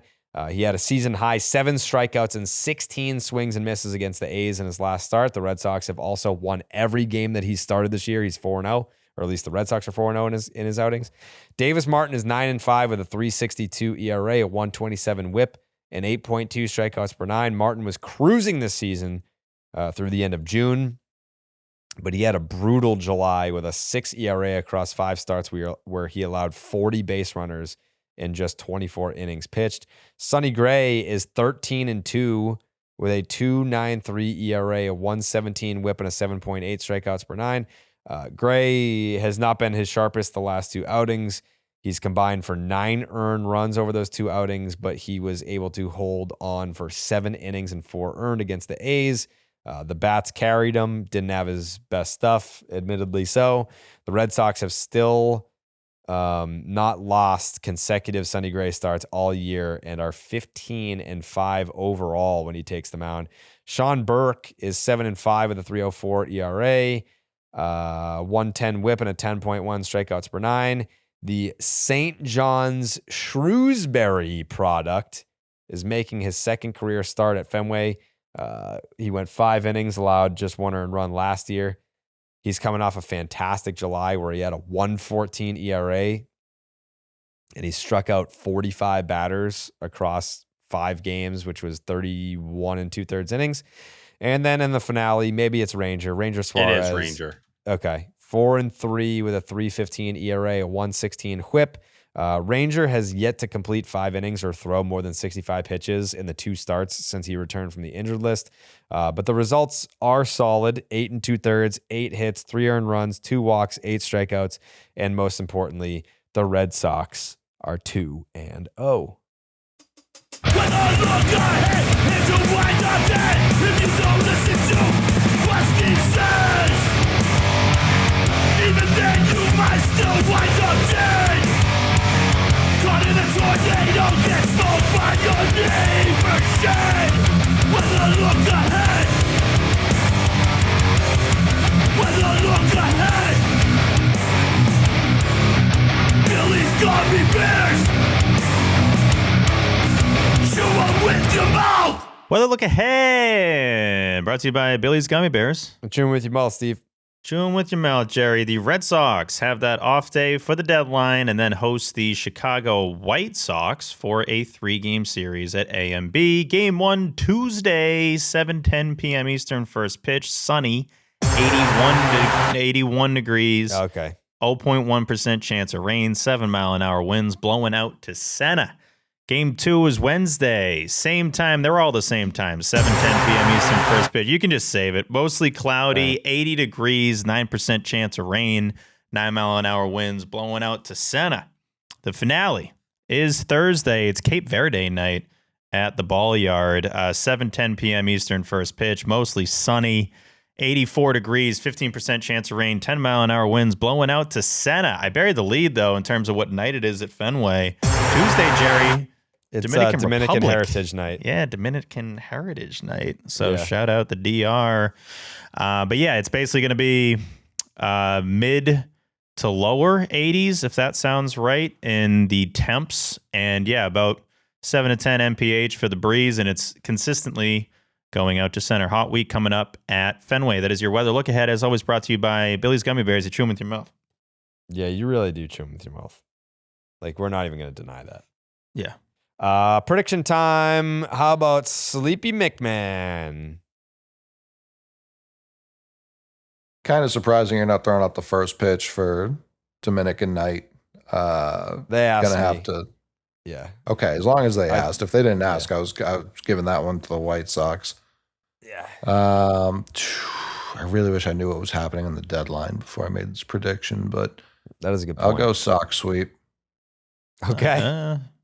Well, red. Oh yeah. T.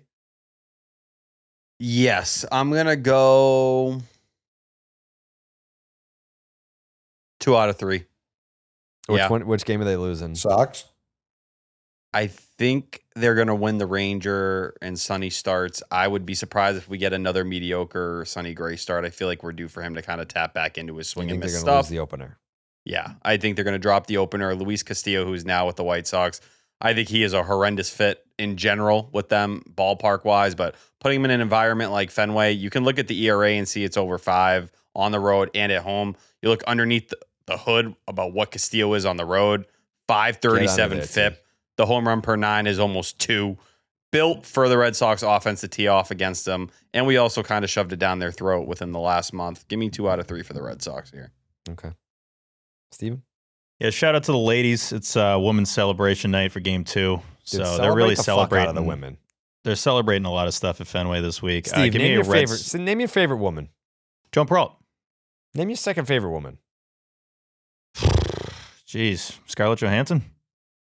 Because she's got big boobs? That's not Give what, me a, that's not what celebrating women is all about. You're second pervert. favorite woman? Yeah. It's a tie between all my aunts. And then, outside of family, you don't. I love ScarJo. She's always been my favorite actress. What's wrong with ScarJo? Is that a bad pick? She's got, give me a Red Sox sweep. Okay. Still couldn't name a woman outside of your family, but I said Scarlett Johansson. Why is that doesn't count. Good. Yeah. You guys could be like third cousins, like Bennett and Tolle. Who knows? Yeah. I hope not.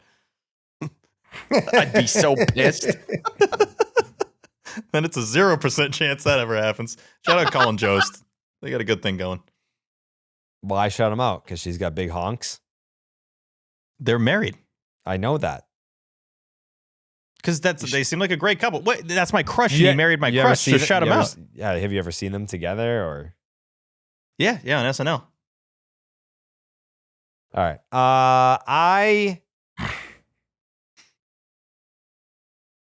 I have, unless proven otherwise, I really don't know why I would say anything but sweep right now. Do it. Why? Yeah, like why would I predict them to lose? You got Bullpen's going to get a full reset. Yeah, day off. You're going home. You're going to have Hunter Goodman in the lineup by Wednesday. Mm-hmm. I mean, that's coming off the DR celebration on Tuesday. Oh, my God. It's Brockton night for I'm game 3. telling you, Cape Verdeans on Thursday. You're going to have Otto Lopez at short. No. By the time Ellie gets Hunter here. Goodman behind the plate. We're going to be celebrating women. Ellie will get here from Cincinnati. And Dominican women. Roman's coming back. For this series, yep. Yep. What do you think, T? I agree. It's a guaranteed Sox win at Fenway every night for the series. Yeah. It's hard to pick against the Sox at all. You'd have to be a real piece of shit to not think that they're going to win all 3. Like a huge piece of shit. Mm-hmm. You know? Like just like a fucking complete asshole to think the Sox aren't going to take all 3 in this series. So give me all 3 for the Red Sox. Only a dickhead would say they're going to lose a game in this series. Mm-hmm. Mm-hmm.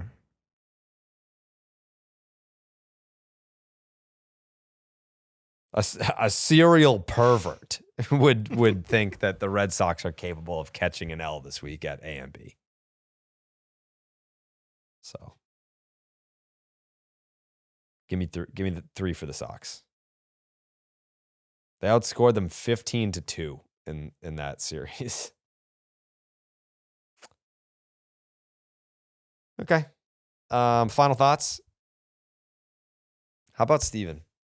Section10merch.com for the best merch on the planet. Patreon.com/Section10podcast for the best bonus content on the planet.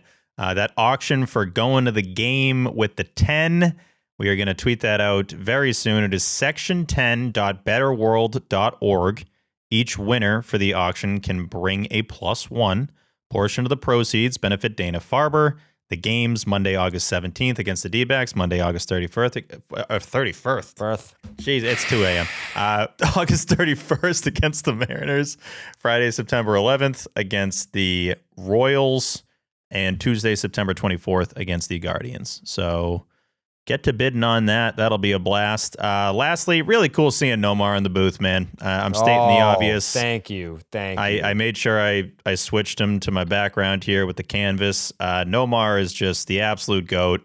And he's almost like a mythical figure. It's like seeing him in the booth. I'm like, right, he's like still alive. Like he's still here with us. And what he mattered to us was great. I love his reaction to Boston fans. It's never changed since he retired, in his words, as a Red Sox. That still kind of bugs me. I wish he didn't say that, but whatever. He is so appreciative of how much we love Nomar, and he deserves all that praise he has from the jump. And I wish he was in there longer. It was like a half inning. I'm like, keep him in there, especially after Bello got out of the bases loaded jam. Right? Did it? I don't know. They were like through a pitching change, and him and Lou were just in it, and it was like we're gonna let it breathe a little bit. Yeah, that was cool. It's just cool to get it too because it was unexpected. I'm like, Nomar's in the booth right now. Initially, he didn't have a headset on. I'm like, if he doesn't talk, I'm gonna just kill everybody at Nesson. But that was great. That was a really, really cool moment. Getting Eck a couple weeks ago was great. So shout out to the Blue Ticket for lining that up, and really for Lou, honestly, for lining that up because that was something that I didn't expect to get on a late Friday night. Special moment. Dude, I was so happy watching that, just listening to it. That was actually a video idea for Jerry Edits that I was going to put down because T's about to sneeze. God bless you, T. God bless you. God bless you. God bless Nomar. Where was I? Oh, video. It was Train's daughter's graduation party was on Saturday, and we were talking about it. And there was like, baseball fans there. And I was like, you love baseball, you love the Red Sox, but like Nomar doesn't mean anything to you. And it's because he hasn't really come back. Like you could be 25 and feel some sort of emotional connection to Eck, who played before you were even born, but it's because he's been around. He was in the broadcast booth. Nomar got traded. He came back with the A's once in 2009. He came back in 2012 for the 8-year anniversary of the 2004 World Series. He came back. I think he threw a first pitch before the 2013 World Series or ALCS, one of those. Did he? I don't remember that. I think he did. 2010, I think it was May 5th. It was Nomar. They had a Nomar night. Yeah. Yeah, it was May 5th, 5-5. ALCS game 1, Steve. Okay, there we go. Okay. That's weird. I don't remember that at all. I was just locked in on. I think I was there and I'm like, Nomar's here? What the hell? They didn't really announce it at all. They're just like, here's Nomar. Yeah, here's Nomar. Yeah, he just, I don't know. Like I guess it's if you didn't grow up watching him, there's no other reason, I guess, to have an emotional attachment to him, which is just, it's wild to me. T? That's the thing, and that's why I was happy to put it out on Twitter, because I feel like a majority of the audience is like around my age or younger. When you guys speak about Nomar or Movon or any of those era Red Sox, I understand how much they mean to people age 30 and up or in that kind of vicinity. I appreciate it, but I can never relate to it. Like I see Nomar, I'm like, damn, he looks swaggy. I remember playing MVP baseball, but like I didn't grow with him like you guys grew with Nomar. And it's like Nomar's like a part of your family that like you're just always thankful and happy to talk about. It's a classic, like you never forget your first love. You never forget your first favorite player. I think that's what it is with Nomar, where it's like he mattered so much for the team when baseball was starting to matter so much for us. And those like interlocked. It was like at the same time where it's like, okay, well, I'm going to love you forever because I love how you play. He's incredible. This dude's out here hitting 372 in a full season and just being the face of the team. I hated how it ended, but whatever. I mean, those prime years, when we had him, it was just like there was nothing like it. I'd wait down there to get his autograph every day. He'd sign before every single game, went to his camp, getting to meet him. It's like I'm meeting Jesus. Like that's what it felt like, honestly. So, yeah, shouts He to looks Nomi. amazing, by the way. He looks great. Like he looks like he could play Right a now. detective on SVU. I thought you were gonna say play base. He could Play baseball too, but he just looks like he's in phenomenal shape. I fucking love him. I just put that on my video idea for Jerry edits. Comparing Nomar versus Jeter. That's going to be an evergreen video that I make that I can't wait. I'm very excited. That'll to make crush. That. Nice. Yeah. T. Yeah, just a couple minor league things I wanted to hit on real quick. One of them, Endy Azakar, who really had a ton of hype at the start of the season. It felt like he was climbing up everybody's rankings. Currently number 6 on Sox prospects. There was a little bit of a bump where he was figuring out life in high A and how he was going to kind of survive, but he's more than done that recently. And if you kind of just dive into, let's go to July 12th. Over that stretch, he's played a total of 12 games. He's hitting 400, 441 OBP, 800 slug with a 1241 OPS. The walk rate's about 5%, but the K percentage is slowly coming down. Now at 25%, he's hitting homers. So we're just seeing a guy who's starting to figure out that level rather quickly. And I bet when trade talks are going on, there's a good chance in 24 hours, if they are getting a solid piece, he's one of the names going the other way. But he's made the adjustment to the next level and is still only 19. Beyond that, we got the debut of Jake Schaffner and Owen Hull, both joining high A, making their professional baseball debuts. So far, they've played 2 games, 3 for 8 for Schaffner. He had a triple. Owen Hull has just come in. He's 5 for 10. Both of them just looking very comfortable so far. And Franklin Arias, he's hitting homers in Worcester. We're starting to see it. He's up to 2 now there. So go check those out. Now up to 21 in 82 games this year, which is still insane to think about when people had, just any perception or outlook for what it would look like if he added some power this year. It's really clicked in a big way, and he's probably going to be the most talked about prospect on Twitter tomorrow. Dang.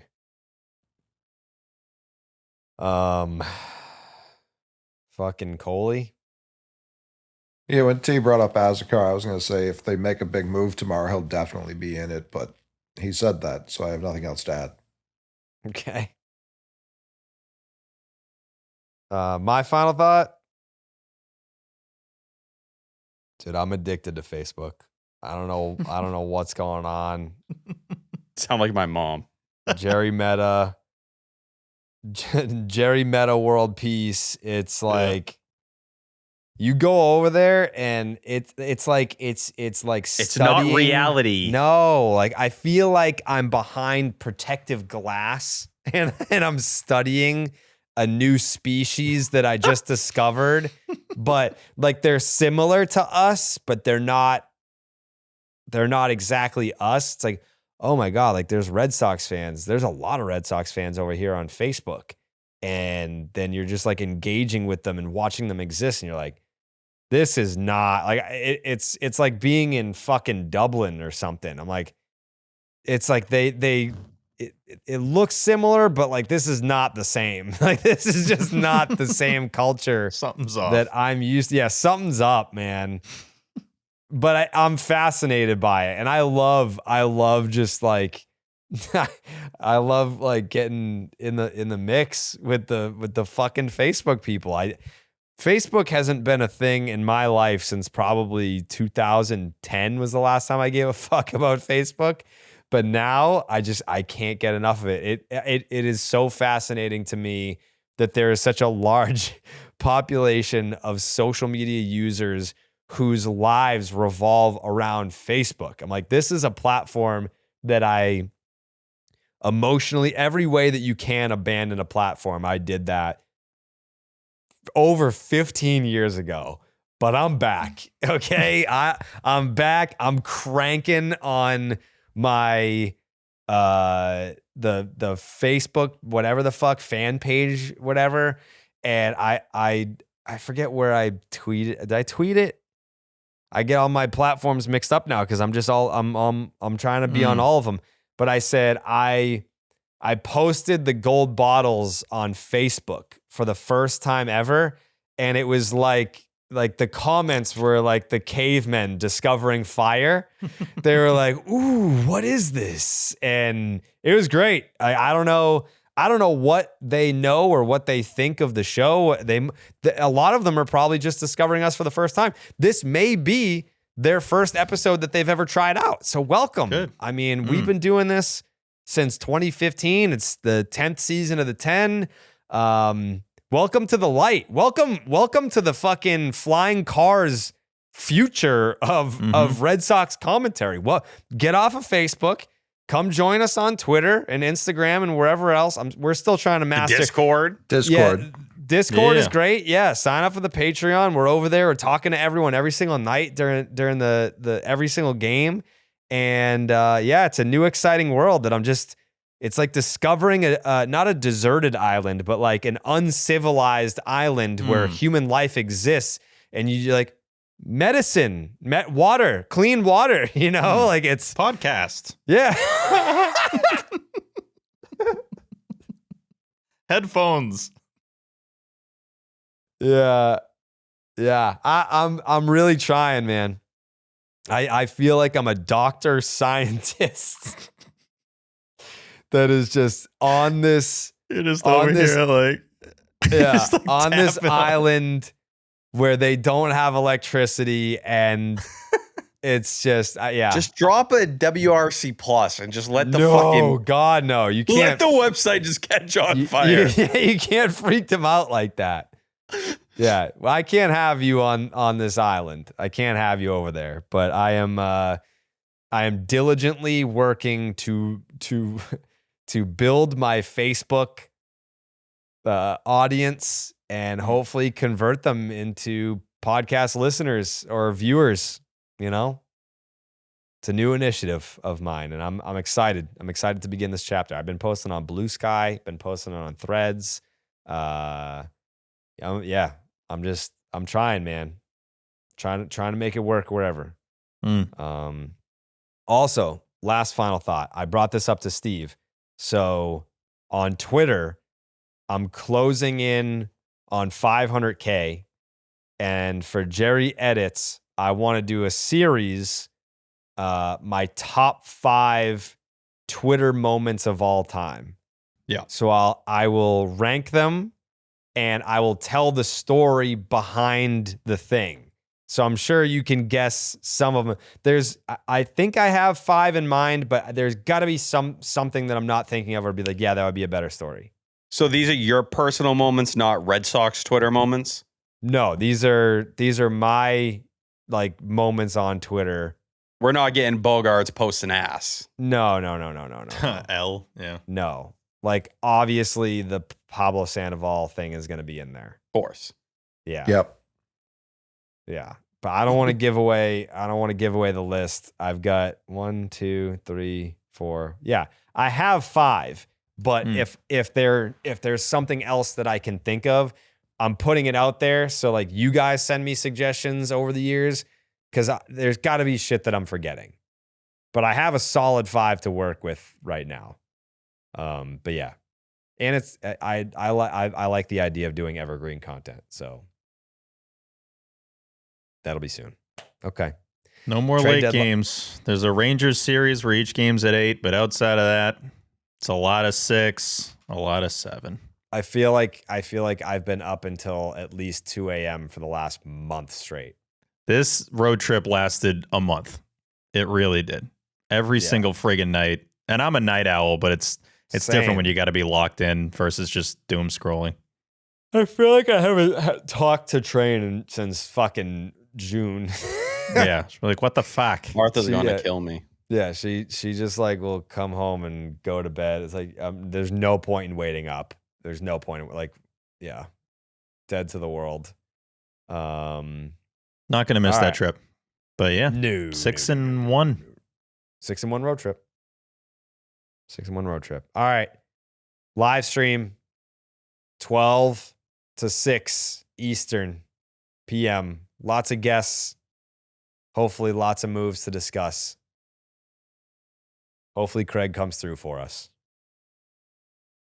I'm looking forward to it. Well, yeah, sure, I guess. Thank you guys for watching. Thank you guys for listening. And we'll see you tomorrow for the live stream.